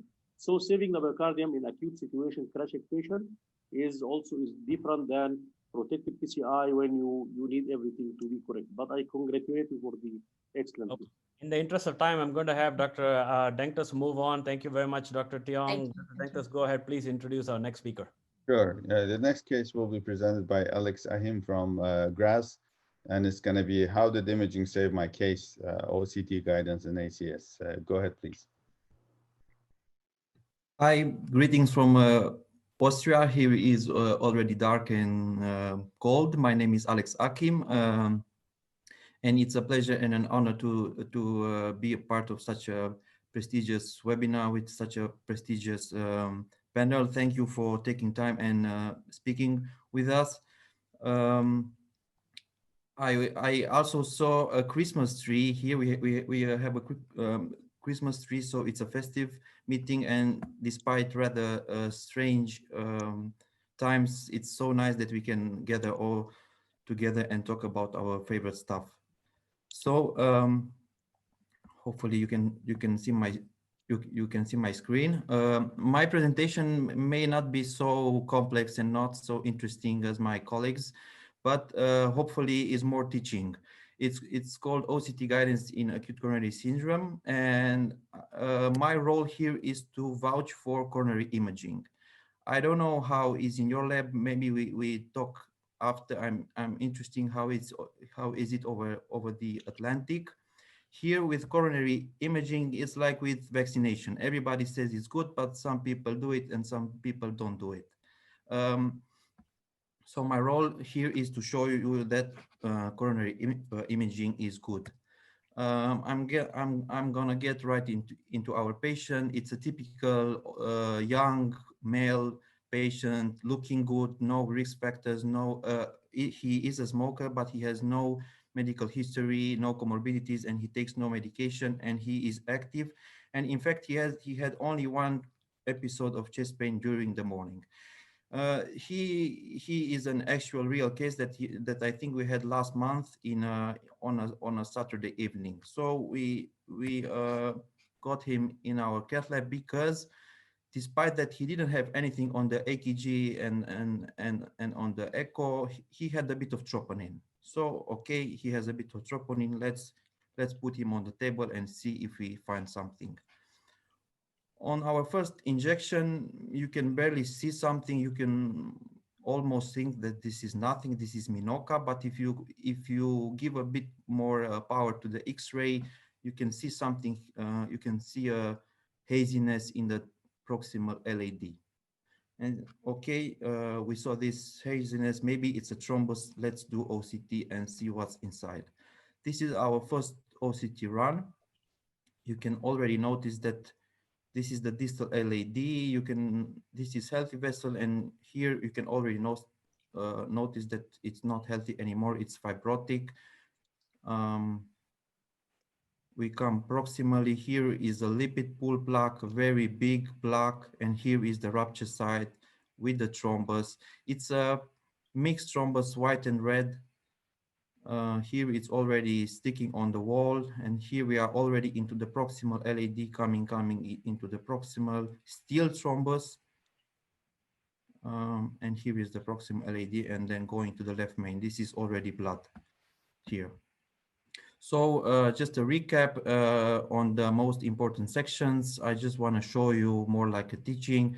Distal LAD is healthy. Healthy means that we can see all three layers, adventitia, media, and intima. We get more proximally. It's already diseased.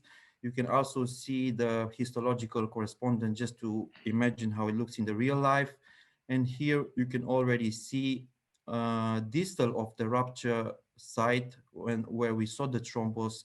We already have a big lipid-rich plaque. This is a lipid-rich plaque, or how we call it, it's a vulnerable plaque because its cap is under 200 microns. That means that it's vulnerable and it can rupture. Proximally, you saw the rupture site, more like a volcano. How did OCT help us? Well, it helped us because we understood the plaque distribution, the plaque geography. Judging strictly from angiography, you would say that the plaque is like this. You would put a 3.0 or 3.5, 15 stent here and end. But if you do OCT, you understand that the plaque is more complex, is more longer. And with the 3.0 stent, you would add exactly in the lipid-rich plaque that we saw that is staying a bit distally from the thrombus. And probably you know landing into a vulnerable plaque is worse landing zone for a stent. So our plan, just to recap, we tried direct stenting, not with the short but the longer stent, 3.0, and we put with the 4.0. We didn't put the wire into the diagonal because the thrombus was on the opposite side. We also checked that on the OCT. Here, this can happen if you put a short stent. You can transform a vulnerable plaque into an unstable plaque, meaning that you can have plaque dissection, you can have no reflow, and you can have this toothpaste effect and get no reflow at the end and wonder why. So we put our stent, we did a nice spot, And this is the final result. It looks very good. You would say, okay, end the procedure, tap yourself on the shoulder, and let's have a coffee. Looks very good. But because we had the OCT on the table, we said, okay, let's do the OCT run again just to check. Again, starting from distally to proximally, this is distal LAD with the fibrotic plaque. This is pretty stable, so we don't have to stent it. Minimal lumen area is good. Here comes the stent, no edge dissection. That was a septal. Here comes, oh, sorry. Here comes the lipid pool plaque we talked about. Here is the thrombus still hanging through the stent struts. Here we see a malapposition into the mid LAD. And paradoxically, what looked very good on the angio, we missed the proximal part of the stent to pot it right. So in fact, we did a very bad pot. Even if it looks very good on the angio, on the OCT, it didn't look so good. So then the patient comes in 1 year with stent thrombosis or stent restenosis, and we wonder why. So we repeated again with the 4-0, and we also did a post-dilation in the middle with a 3-5. Angiographically, it looks the same, but on the OCT, in fact, it looks much better. I think for the spare of time, I'm not gonna wait all the OCT run. Just show you here that we still have a bit of space. See, you can notice here between the stent struts and the vessel wall, but in fact, that space can be judged because the stent is much more thicker than we see. This is only the surface of the stent, and in fact, this is a complex image. Just the summary is that if the space between this strut and the vessel wall is greater than 200 microns, then it's a malapposition. If it's lower, it's not a malapposition, and you can leave it. As a conclusion, intracoronary imaging improves quality of our PCI and also the patient outcome. And I just proved you that. Just in closure, a few words about the latest data that in fact has been presented at TCT last year, showing that if you do angiographic guidance, the target vessel failure is higher, and if you do IVUS or imaging in general, it's much lower, so it's better. Also, I'm very curious how you treat vulnerable plaques. We recently have new data on vulnerable plaques. There has been a study published on the TCT last year showing that in the diabetics, they have a lot of vulnerable plaques. And the second study you probably know about, Prospect 2, showing that at least stenting vulnerable plaques, despite they're not significant, we don't know yet if it's better to stent them. That's why I ask you, how do you approach vulnerable plaques? They had a result showing that after 2 years, at least minimal luminal area is better, and also the MACE is lower. So this is us saying to you hello from Graz, Austria. Thank you very much. Thank you very much, Alex, for presenting this great case. I think for the fellows, I think the point that Alex is highlighting is very important. It's very important to make yourself familiar with the MLD max algorithm that is used for OCT. So MLD applies to pre-PCI. You look at morphology, length, and diameter. In terms of morphology, make sure that your calcification is not greater than 180 to 270 degrees. It's not greater than 0.5 millimeter thickness, not longer than 5 millimeters length. It tells you the landing zone based on proximal and distal based on EEL visualization. Diameter, you look at the distal reference to select the stent diameter because most vessels taper, as we know. And for the proximal diameter, we have to know that so that we can do a taper of the stent. And then finally, after you've put your stent in, then you need to look at MAX, which is medial dissection. And medial dissection should not penetrate the medial layer, should not be greater than 1 quadrant arc. Apposition, gross malapposition should be addressed. You should not have more than 3 millimeter of significant apposition, in other words, greater than 0.3 millimeters from the vessel wall. And finally, adequate expansion. We know that expansion, given both factors, expansion is actually more important than apposition per se. It is important to have adequate expansion. 80% is acceptable expansion, but greater than 90% expansion is what is optimal. So really, it's important to familiarize yourself with this MLD max algorithm. Okay, so in the interest of time, we're going to move on and have our next presenter come on in. And I would like to now bring it back to the US, and I would like to introduce our next presenter, Dr. Iskander from Rush University in Chicago. Thank you very much. Good morning, everyone. My name is Mina Iskander. I'm an interventional cardiology fellow at Rush University. I would like to thank everyone for the opportunity to share my case today. I've done it with Dr. Hussam Suradi. He's my attending and mentor at Rush University. I'll be talking about a complex case of a distal left main stenting and a heavily calcified lesion. Patient is 91 years old, male with past medical history of hypertension, stroke, seizure, presented to an outside hospital with altered mental status and chest pain. He was admitted with an NSTEMI. His troponin peaked at 119. As we can see from the diagnostic angiogram from the outside facility, appears to be a complex left main disease, heavily calcified, around 80%, extending into the ostial LED. Also, there is lesion involving the ostial circ, subtotal occlusion of the mid circ, and there is a sizable OM with moderate disease. We can see there's slow flow in the LED. The right side also had significant disease in the distal RCA and the proximal part of the RPDA, around 80%. A balloon pump has been placed in the outside facility, and patient was taken out of the table for discussion for surgical revascularization.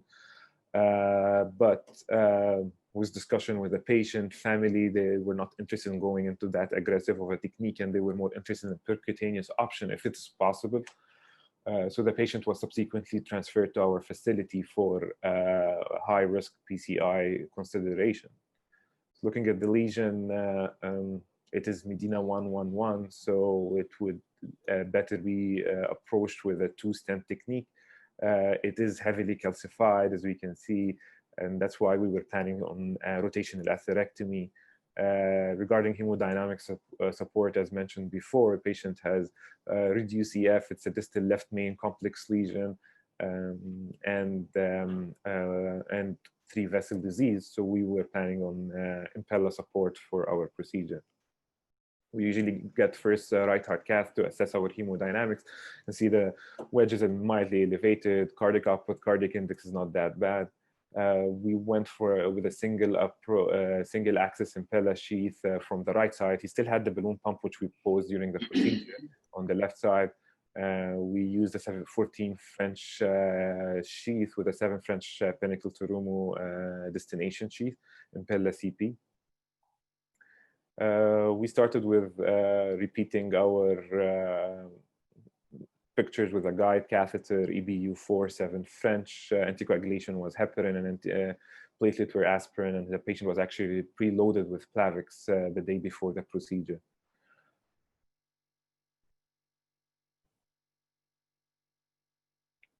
An important thing that we noted is that, like, before the impella and after the impella, we noticed that the flow in the LEDs improved compared to the diagnostic pictures, which after we placed the impella, we proceeded by first wiring the circ with a Sion blue wire, and then we tried actually to wire the LED, which was difficulty wiring. We tried a BMW and then a Fielder XT, which did not go through. We decided to escalate and use a Gaia third, which also was not successful.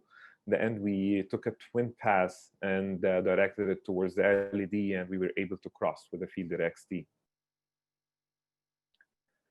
We then decided to do a quick pre-dilatation with a 2 millimeter stent, which we upsized then with a 3 NC, and actually the balloon ruptured. At that point, we took our turnpike microcatheter, switched to a rotafloppy wire, and we started doing our rotational atherectomy in 150,000 to 160,000 RPM.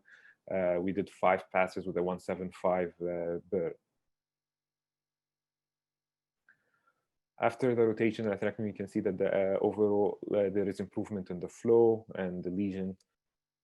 So we proceeded with IVUSing to study more the lesion, the sizes of the vessel. Distally, the vessel was a 3 millimeter vessel. Ostial proximal LED was around 3.5, and the left main was around 4.5. So we started with a circ pre-dilatation. We used a 2.0 and 2.75, prepared the lesion. We then put our stent, which was a 2.75 by 22 millimeter stent, in the OM, actually extending back to the left main 2 to 3 millimeter, noting that it's important to have our balloon in the LED prior to deploying the stent, which we will use to crush, which was a 3.5 balloon. So we removed actually our circ wire, and then we crushed the stent with a 3.5 NC.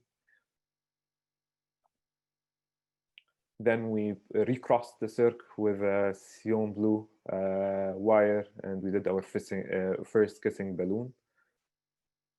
We used the 3.0 Takuro stent in the circ and 3.5 NC in the LED. Actually, during the first kissing balloon stent, we noticed that actually there was loss of pulsatility in our ampella, and which was actually improved shortly after deflation.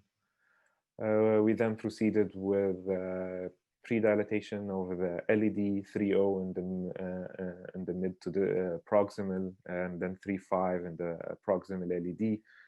And then we placed a 3.5 by 38 on extent. We then did a short our first pot with a 4.58 short balloon NC. We then tried to recross back to the circ for our second kissing balloon. We had difficulty going with the cyan blue, so we switched to a run through, which we were successful with. And then we did our second second kissing balloon. We then did our final pot back with a 4.58 balloon. And this was the results angiographically with improved flow. We did IVUS, and which showed good apposition, good expansion of our stent with an MLA of 16.1 in the left main. Then we repeated our hemodynamics before deciding taking the impella out, which actually was very comparable to our baseline with similar cardiac output and cardiac index. And then we removed the impella and closed with a 2-pair close. The patient actually got a repeat echo the next day for a different reason, and actually showed improvement in the EF and the hypokinesis and regionalities that he had in the LED territory. Can you go back to the angiogram? Was the circumflex open, or was it just the obtuse marginal that stayed open and circumflex was occluded at the end of the procedure? So yeah, that was a discussion actually for planning. He had a circumflex ostial disease. There was subtotal occlusion in the main circumflex in the mid after the OM. We believe that the, let me just pull it so we can.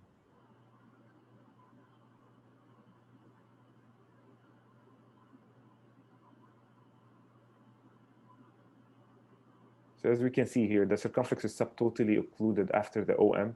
The OM was a bigger vessel and supplies actually a bigger territory. So we were, just to make it simple, we decided to go do a bifurcation DK crush into the OM and the LED.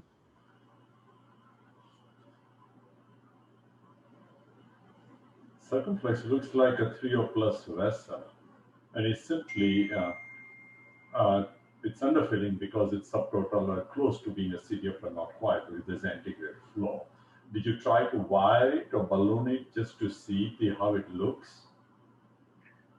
We did not try. There was actually disease also on the OM proximally. So I don't know if this would be approached differently, like just going into the circ and disregard the OM, or how would you approach it differently? You keep open both, and that's where the larger guide, 8 French guide, and where you can do a triple balloon is helpful. And to save 1 French, many times we run into problems. With 7 French, it's hard to put 2 stands and a balloon, etc. So when you have a trifurcation lesion, you get the largest possible guide.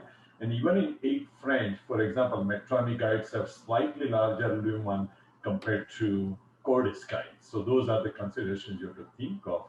And I think circumflex, just go back to what Gautam was making comment in one of those previous lemurs. There is a large gap in the lateral wall, so it's not a small artery, and this can create a permanent. You have now a large territory of ischemia. Whether it collaterals from the RCA to the circumflex, there should be.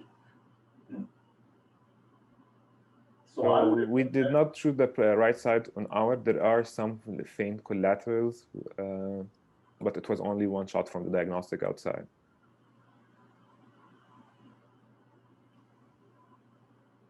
Any comment from my other panelists?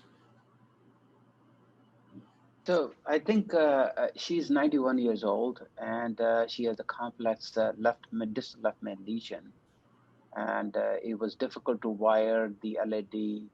And I think after rotablation is done, I probably personally would like to sort of keep the procedure more simple than digging into the CTO part of it.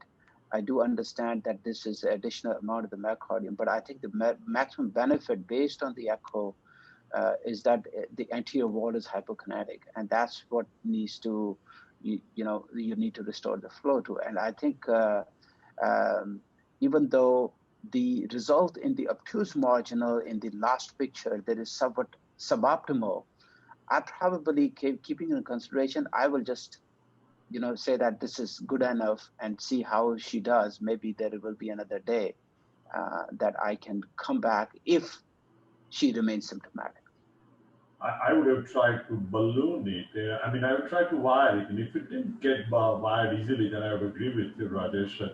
Then you give up and not try. But it's my personal opinion, a 91-year-old patient, rather than keeping the whole stenting procedure of BK crushed, I would try to keep the stenting procedure simple and still give a couple of minutes to see if I could cross into the circumflex. And I agree with you, if it didn't cross in 2 minutes, then you're done. I would give it a shot. Yeah, I agree. Actually, it was a debate that should we attend the circ or not, and then we felt because of the complexity of the lesion and the need of atherectomy in such a patient to proceed with this approach. So DK crush, just very briefly, it has a lot of steps, and which can get a little bit complicated sometimes. But as known, it's no pain, no gain. There are a lot of challenging parts, which is, I will just highlight 2 most challenging steps of the technique, which is the rewiring of the side branch and the first kissing balloon, of passing over our balloon. Usually we would prefer to cross from a proximal stent to minimize the risk of a side branch deformation. And if the wire would not cross, there are 2 approaches that can be taken, either wire-based approach or a microcatheter-based approaches, which is either creating or increasing a secondary bend on the wire, using a more hydrophilic untorqueable wires, or use the hairpin technique. Microcatheter can be used as well to facilitate crossing with which either straight or angulated the microcatheter, or sometimes dual lumen microcatheter.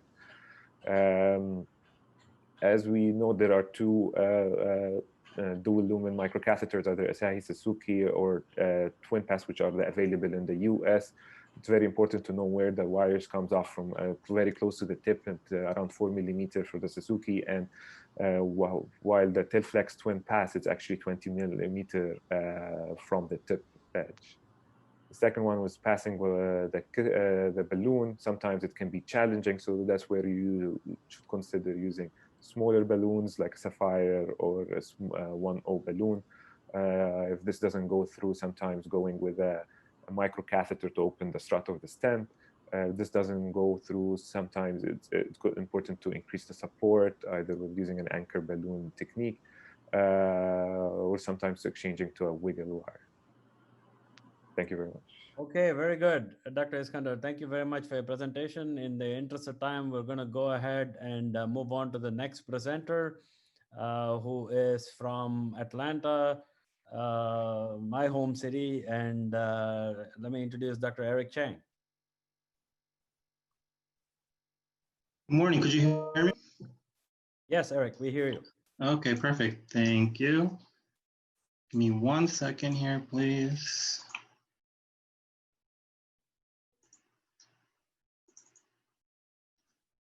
And then oops, sorry. I don't know what started there. All righty, could you see my screen? Yes, we're able to. Okay, perfect. Thank you so much for having me. My name is Eric Chang. I'm a cardiology fellow at Morehouse School of Medicine here in Atlanta, Georgia. I'm so honored to be here. I hope all of you are being safe and healthy during this kind of unprecedented time. I would like to share an interesting case with you: retrograde coronary dissection due to balloon rupture and unexpected complication of shockwave lithoplasty. So we had a 52-year-old African-American male. He presented with chest pain. He had a previous history of CVA. He had 3 stents placed before the RCA, 2014, 15, and 17, diabetes, hypertension, and ongoing tobacco use. He presented twice actually with chest pain the week prior to our presentation, but he actually left against medical advice. And then when he came in, he said he had substernal chest pain, that it started while he was lifting heavy boxes.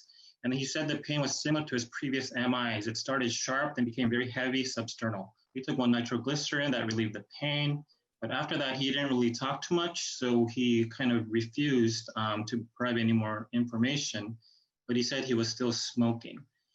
He was on good guideline-directed medical therapy, beta blocker, ACE, Lipitor, Imdur, aspirin, Plavix, and sublingual nitro as needed. This was his initial ECG, which is overall relatively unremarkable sinus rhythm, nothing really too crazy here. So he was taken for catheterization, and the left side, the left coronary system, the left main appears normal, but as you can see, there's kind of diffuse, kind of mild disease in all vessels. Just another shot from a different angle. Once again, similar thing as well. But if we were looking at the right side here, you can see some mild in-stent restenosis of the mid-segment RCA, followed by a high-grade focal in-stent renosis of the distal RCA. Let's see. Some better images here. The top one showing the mid, the bottom one showing the distal with the high grade, with IFR of 0.93, FFR of 0.69. So PCI was performed, initially dilated with a 3.0 chocolate, then placement of a 325 by 12 Zions stent. But still, there was residual napkin ring stenosis that did not yield. It was further post-dilated with the balloon catheter, but it's still, oh, I want to go on to the next. All right, but it still did not yield.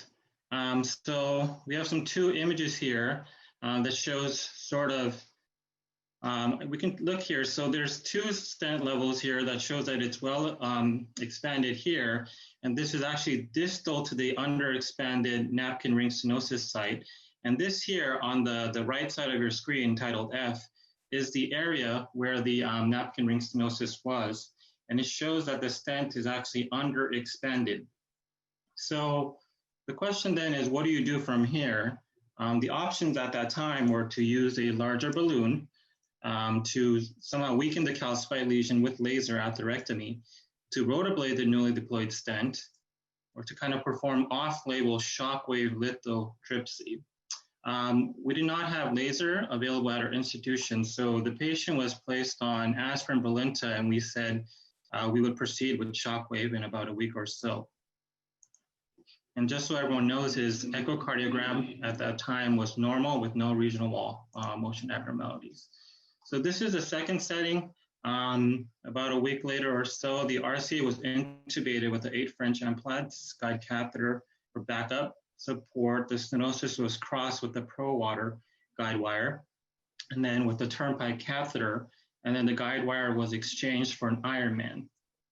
So, and then a 4x40 shockwave intravascular lithoplasty balloon catheter was advanced, 2 cycles of 30 ATM, 2 cycles of 30 impulses at 4 ATM were delivered, which then revealed the napkin ring stenosis that we had seen before. At this time, the patient becomes symptomatic. He was noting some chest discomfort, and we saw some ST segment elevations on ECG. So the balloon was deflated, his symptoms resolved, and the ECG changes resolved as well. So after this, there was an attempt to re-inflate the balloon, but what was seen was that the balloon did not fill all the way, and there appeared to be contrast that was kind of backtracking towards the guide catheter beyond the balloon margins. So here are some still images here. On your left side of the screen where it says B, the dark arrow down here refers to the napkin ring stenosis site. And as you can see up on the top with the small arrows, there's contrast staining of the mid to proximal RCA with expansion into the non-stented segment of the proximal RCA. And as you can notice, the guide is seated away from the ostium.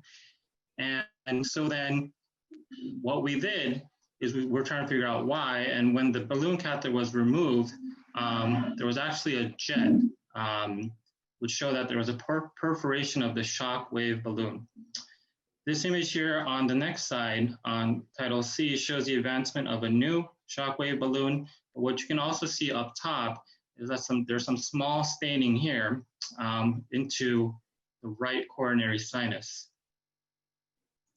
Next images here, just some more images of the previously used balloon itself. And as you can see, the jet, which indicates the perforation site. So a new catheter was used to deliver 180 impulses total at about 6 ATM, and balloon angioplasty with the 3.5x20 NC Trek balloon actually yielded the napkin ring stenosis at 18 ATMs. Sorry, it's not going. All righty, so then now we have improved flow. The napkin ring stenosis appears to be gone. Now the question is now why? What happened? So some still images. I was unable to get the videos on here to play properly. So this is an IVUS image of that site where the balloon rupture occurred. And as you can see, there's a calcific nodule right there. It's not really 360, it's pointed morphology. This is in close proximity to the most proximal part of the emitter where the perforation in the balloon was noticed, which seemed to be consistent with the contrast staining that we had seen. Next slide. All righty, so here are some more still images as well. This is F. This is the proximally stented segment in the middle RCA. The white here shows the proximally stented segments, but then the green asterisk here shows that there's been a development of an intravascular hematoma that's behind the stented segment in the mid RCA. This is once again in close proximity to where the perforation in the balloon was noticed. In G here, what you can see here is, once again, you see the intravascular hematoma designated by the green asterisk, noted an IVUS of the proximal RCA, but this was in a region that had not been previously stented previously. So the proximal ostial segments of the RCA was stented, post-dilated with the ostial flash balloon, and the kind of final shot showing good flow, well-expanded stents, no napkin ring stenosis. So now the question is, what happened here? And, as we know, the management of these severe coronary calcifications is very challenging. And as previously discussed during this panel as well, more calcification leads to worse outcomes. And this is both procedurally and clinically. And this is due to device damage, impairment of device delivery, and it also blocks fence expansion and apposition. As previously noted, calcification is a strong predictor of MACE post-PCI. So if you modify these calcified plaques prior to stent placement, you can potentially improve outcomes. So shockwave lithoplasty is actually off-label in the US. It's more commonly used in Europe. It's an approach in the US to modify heavily calcified lesions without using high pressures. The contrast fill balloon is actually inflated to very low pressures, about 4 to 6 ATMs. This allows a balloon to apose the vessel wall, which then provides a very effective fluid and tissue interface through which there's very good coupling of the shock wave energy directly to the vessel wall. So in that sense, there's more kind of control. Other benefits are that you can modify plaques regardless of how deep they are in the vessel wall. It does not generate any microparticles that may cause distal embolization. And numerous studies have shown that it does not actually lead to vessel perforations as well. So, of course, though, there can always be complications even in low pressure states. There have been a few cases of balloon rupture leading to dissection that have been previously described, but on our literature review, these were all cases of native coronary arteries that had not been stented before. Our patient was interesting. This patient has had, of course, had been stented previously. The thought is that maybe, as seen on that calcific nodule, which kind of had a pointed morphology, maybe the impulses applied to that nodule led to the rupture and the arterial tear. And since that wasn't known immediately, when the ruptured balloon was re-inflated, it kind of forced the contrast down the path into the path of least resistance, which then led to the formation of an intramural hematoma, which was actually underneath the previously placed stent scaffold. So once again, it happened despite the presence of a stent. Another interesting point is that it propagated in a retrograde fashion from the location of the rupture underneath the stent to the coronary sinus. And these things have not been described previously in the literature. So then, once again, why did this occur? Could it have been the morphology of the calcific nodule? The possibility. Is it an issue with the pressure of the intervention itself? Well, in general, it's a very low pressure state, as mentioned. It's only 4 to 6 ATMs. However, what happens is that there are multiple microbubbles that are generated by lithoplasty, which oscillate and strike the calcium, and the instantaneous pressures can actually go up to as high as 50 ATMs, and this has been shown in various studies. So maybe, although the intervention itself is a low pressure system, the instantaneous pulsatile pressures were too high. Also, with the balloon rupture causing a very narrow jet from the pinhole, this may have actually contributed to the dissection as well. And of course, there's a chance that all of these things were contributory. Now, as mentioned before, what's interesting is that the dissection went into the medial layer, but actually did not go downstream, and it did not go through the vessel wall, but the contrast traveled upstream to the cusp, because that was the path of least resistance. And as mentioned, although this procedure is sort of better at the generation of circumferential energy, which potentially means that it's more controlled, this kind of shows that the exact location of the fracturing cannot be controlled, especially if the calcium is not uniform or pointed morphology, as was seen in our case. And because of these things, these complications may actually not be that uncommon, especially in previously stented lesions. So our conclusion is that, this off-label approach is very interesting, has a very good safety profile, but there's not really much data on utilizing this procedure in previously stented lesions. As described earlier, all the cases of complications have been sort of in people with no stents previously. So that our hope is that this will kind of add to further discussion regarding the unique complications of this intervention in previously stented lesions. But of course, we need further studies to kind of guide this procedure, especially in previously stented lesions with very, very severe calcifications. So that's it for now. Thank you. Thank you to my mentors. It's a shout out to Dr. Sarsib and Dr. Kumar. Thank you so much. Eric, great presentation. Thank you. Obviously, I'm not going to be the discussant for this myself. Let me refer to Dr. Denktas there, who's raising his hand. Yes. Yes. Well, what did we do wrong, Dr. Denktas? No, I'm not going to say anything wrong. But you guys did a fantastic job. But I have questions for you and Raj, actually. So was there a drop in the pressure while you were inflating, and were you on constant fluoro while you were doing this? Yes, we were on constant fluoro while we were doing this. There was no drop in pressure while we were inflating. Now, if you're talking about the second balloon, I was the one who was inflating. If you're talking about the second balloon inflation, I noticed that the pressure really wasn't going up, and that's what. And then we saw the dye staining, so we decided to stop. The first balloon inflation, we didn't get a drop in pressure at all.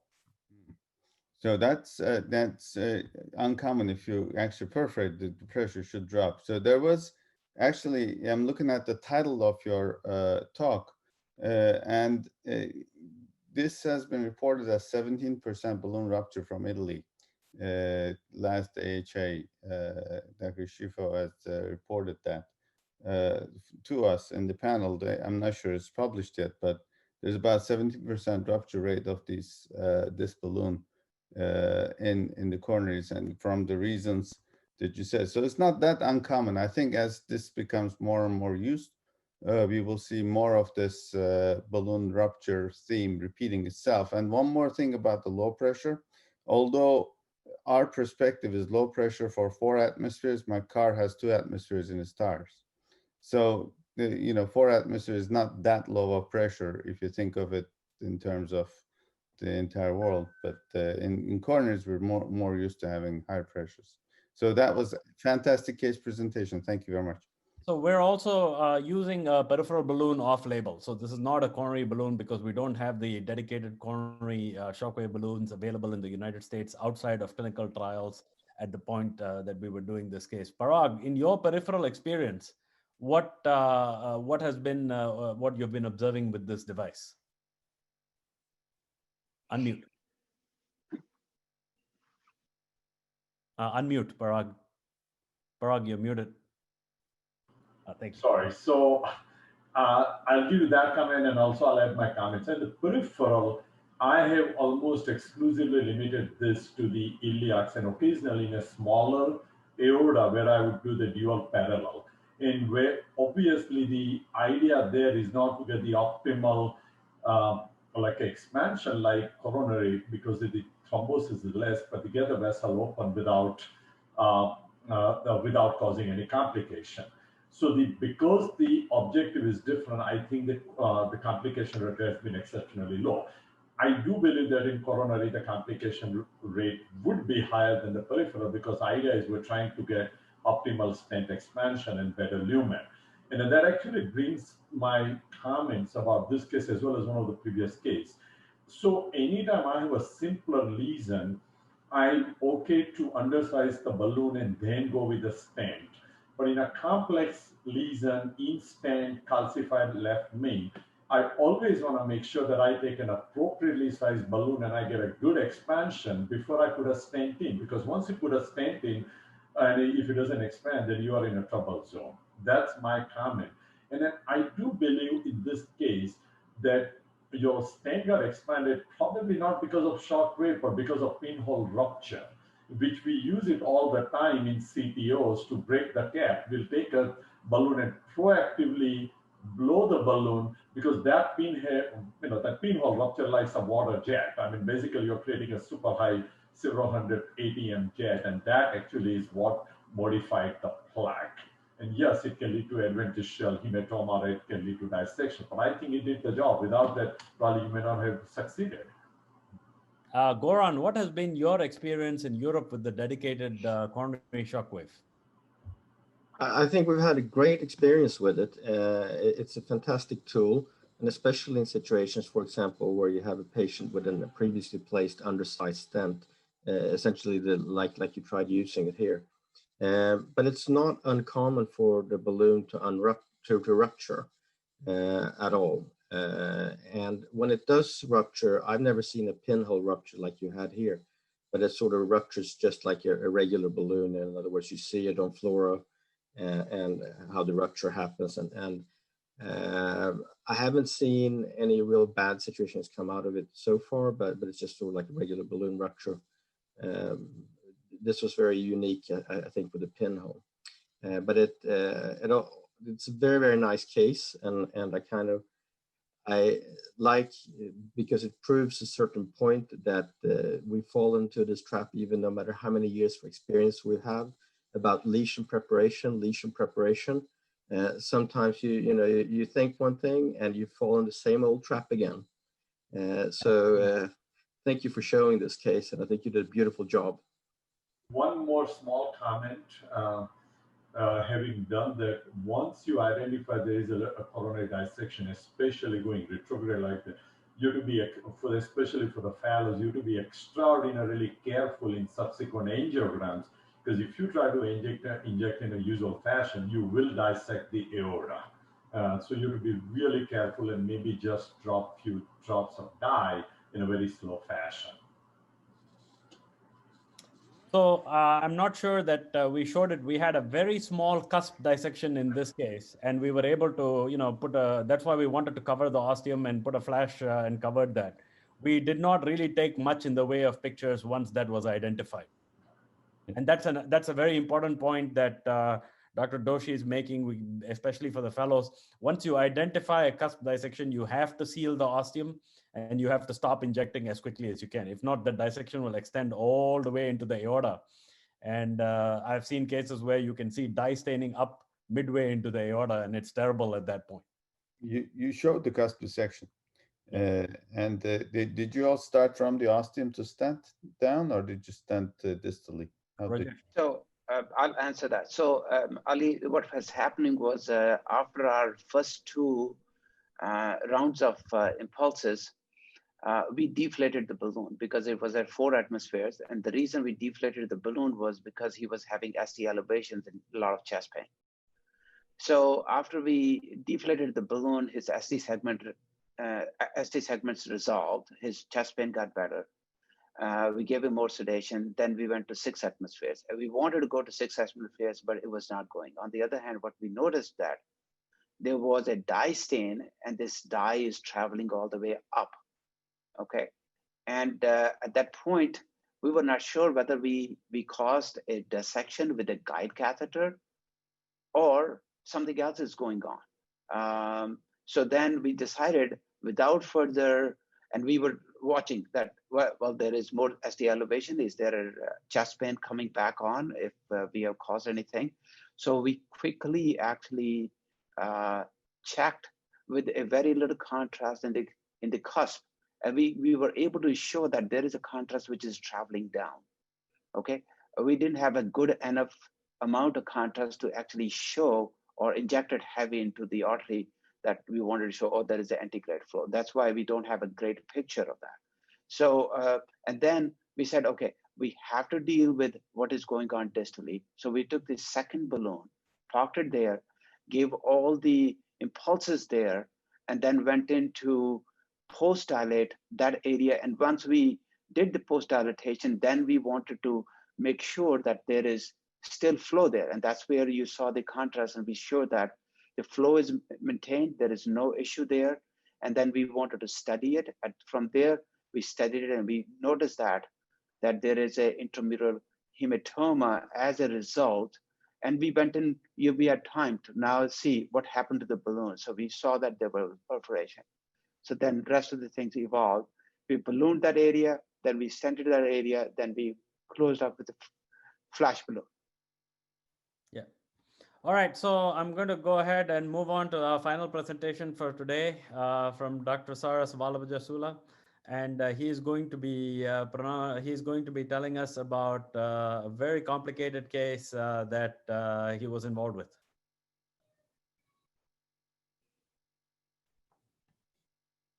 SRS, unmute yourself, please. Thank you. All right. Thank you. Thank you, Dr. Kumar, for the kind introduction, and thank you to the panel for the invitation to present. Clearly, you're not saving your best for the last, so I'll get started anyway. My name is Saras. I'm an interventional fellow at Emory. This is a case I did at the Atlanta VA with both Dr. Kumar and Dr. Sachdeva about an Intermax class 3 heart failure patient. So our patient was a 60-year-old African-American male, 69-year-old male with end-stage heart failure. Previously was started on home milrinone, who presented worsening CCS class 3 angina and NYHA class 3 exertional dyspnea. So we ended up, his history, he had a weight gain of nearly 10 pounds, worsening orthopnea and PND for many days prior to this hospital presentation. Past history of traditional cardiovascular risk factors, hypertension, hyperlipidemia, diabetes, CKD, AFib, prior cardioembolic stroke due to LV thrombus. His heart failure history, he had an angiogram in 2009 that showed he had non-obstructive coronary disease, had an echocardiogram more recently in September of this year when he was noted to have severe LV dilatation, mural thrombus, EF of 16%, and mild mitral regurgitation.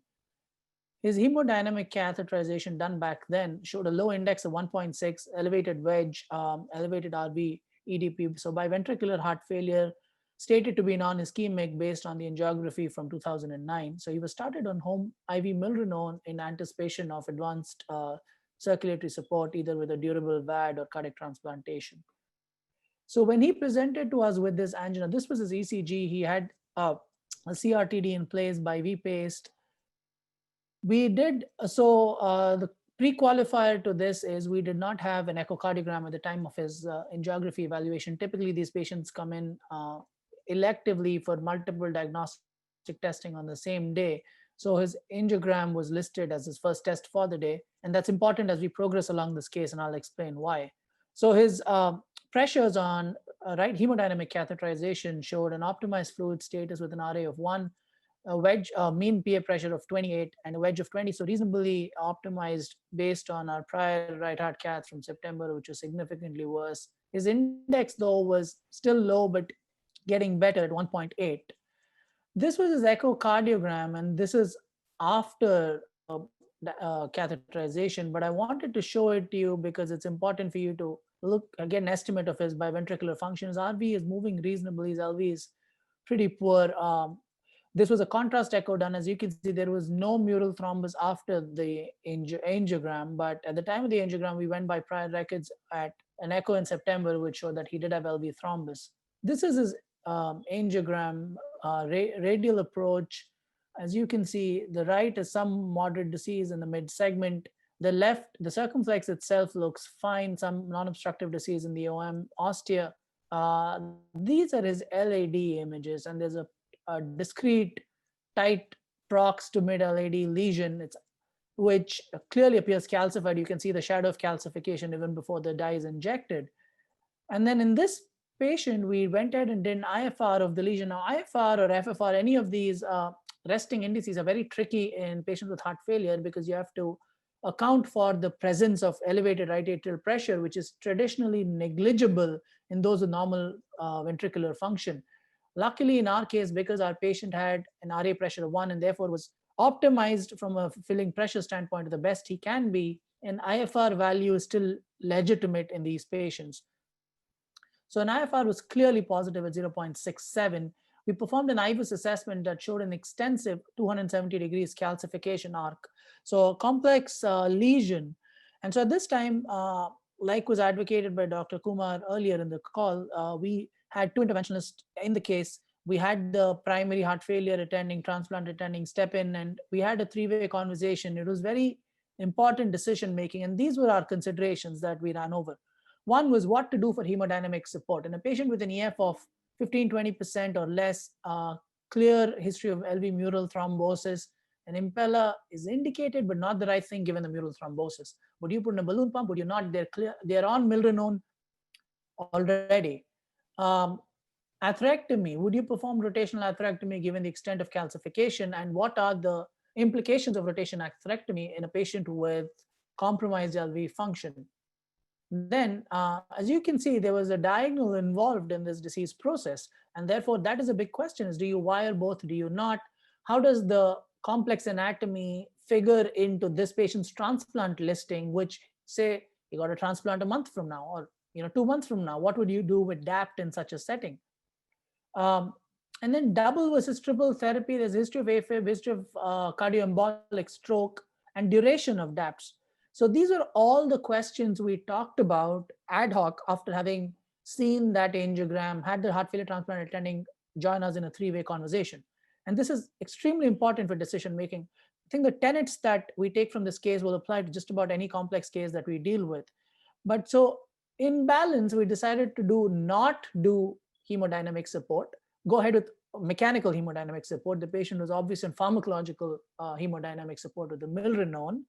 We decided to keep it very simple. We had 2 quick rotation atherectomy passes, each lasting less than 10 seconds, 180,000 RPM, quick in and out, enough to modify the plaque, not enough to tank the hemodynamics. Obviously, you're somewhat reassured that the circumflex and the right were reasonably open in this patient.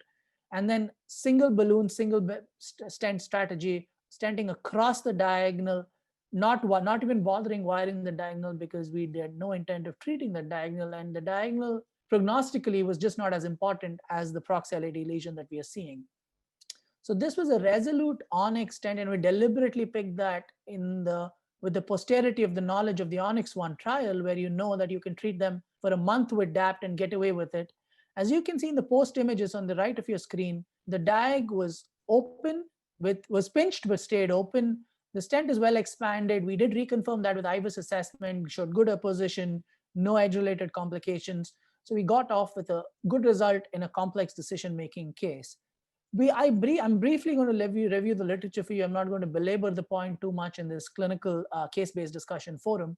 But as you can see, this is a study from 2019 that looked at the outcomes of patients with low EF and the need for hemodynamic support. And if you look at that red box on the screen, frequently patients with low EF required hemodynamic bailout, in this case, either with IABP or other additional devices.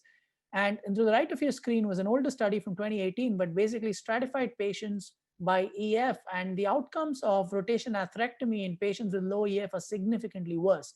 Those with EFs of 50 versus greater than 50, 30 to 50, and less than 30 did significantly differently from long-term MACE and mortality standpoint. So rotational atherectomy, though attractive as a tool for calcified lesions, has to be considered very carefully in patients with end-stage heart failure. And so this is a post-hoc analysis of the PROTECT-2 trial, where you look at the Impeller 2.5 back then and compared it to the IABP. As you can see, the Impeller patients overall did much better, say, compared to the IABP in patients with high-risk PCI. That was the baseline cohort. So patients with high-risk PCI, and they had a certain definition for this. But what the Impeller allowed you to do in patients with rotation atherectomy was that it allowed you to do it more often, make more number of passes, make longer passes, and also perform complex anatomy, rotation atherectomy, in this case, left main, 8% versus 3%. But that now that the echo post our angiogram showed that he didn't have mural thrombus, so technically we could have put in an Impeller, but we didn't have that information at the time of the case. So it's important to understand the place for mechanical circulatory support in these complex anatomy with heart failure cases. With that, I'll stop my presentation. Thank Dr. Sachdeva and Kumar for their mentorship on this case, and I'll be happy to take questions. Thank you. Let me open up to the panel again for questions. Goran, Ali, I'll leave you guys to roast us. I think it was a very well presented case. I thought it was a good idea to do the IFR to see that there's actually, there must be viable tissue downstream in the LAD. So it's a good choice. I would have also kept it as simple as possible. They did the pre-workup with the IVUS. They detected the calcification, did the rotational atherectomy, beautifully done. I think that, you know, use Impellus, but fairly infrequently. This is a device that also carries some implications of added complications. And you need to have judgment. So yes, you could make a case for it, but I wouldn't say it's a binary sort of type equation here, that it's, you know, the operator's best judgment. And obviously they made the right choice. Regarding the issue of dual antiplatelet therapy, for many years, so we've actually used, if there's a need How are you, sir? warfarin. Sorry. I am okay. I'm okay. Raj, if there's a need of warfarin or NOAC in combination, we just give P2Y12 inhibitors in monotherapy. So we don't even give a 1 month triple therapy or anything like that. It's just NOAC or warfarin plus usually ticagrelor. And we don't see any ill effects of that. Great. Ali, how about you? I agree. This was a beautifully done case. I have a little subjective affinity towards some other mechanical support devices. However, when people are chronically ischemic or chronically dysfunctional LV, they do tolerate a little more of punishment in terms of the brief periods of ischemia. So you guys did a fantastic job. I have to congratulate you, and it was wonderfully done, and keeping it simple was the correct way to go. And I always tell my fellows and colleagues that nobody dies of diagonal disease unless it's arrhythmogenic. But they, you know, leaving the diagonal alone is correct. So thank you so much for this case. It was beautifully done. I wouldn't do anything differently. Now I'll turn it over to my co-conspirator, Dr. Sachdev. What were your thoughts when we were thinking about this? Unmute yourself, please. You're muted, Dr. Sachdev. Yes. Perfect. No, thank you. So I think we did the right thing. I think we wanted to keep it simple, and we stuck to that plan. And I think God was with us, and we were successful. You know, but we know that you know, things could go wrong, and we wanted 1 to 2 passes, which we did. I think we both were scrubbed together. That was the most important part. We had Saras also there, but he was the first operator, but we both were looking at and complementing each other. And I think that is strategy we have used in all these complex lesions. We talk a lot, we think about the strategy, we actually on the table are talking to each other constantly and brainstorming. Is this necessary? Do we need to do this? And I think that ultimately paid off in this case. All right. Thank you very much, Saras. That was a great case. And this subsequently ends this quarter's C3 Interventional Academy Fellows and Young Practitioners Forum. I would like to thank all our panelists for kindly coming on board and taking the time in the morning, in the afternoon, delete as appropriate, Goran, to spend the time here with us. Again, you know, this has been a great session. Happy New Year, Merry Christmas to everybody around the world. And in addition to that, I would also like to say that there is going to be the next session, most likely in the last weekend in February. And, you know, we'll be looking for fellows case submissions. So for fellows, tell your friends, there are more opportunities to be presented. And this is where we are. All right, take care. Happy New Year. Thank you. Happy New Year. Thank you. Bye-bye. Happy New Year's.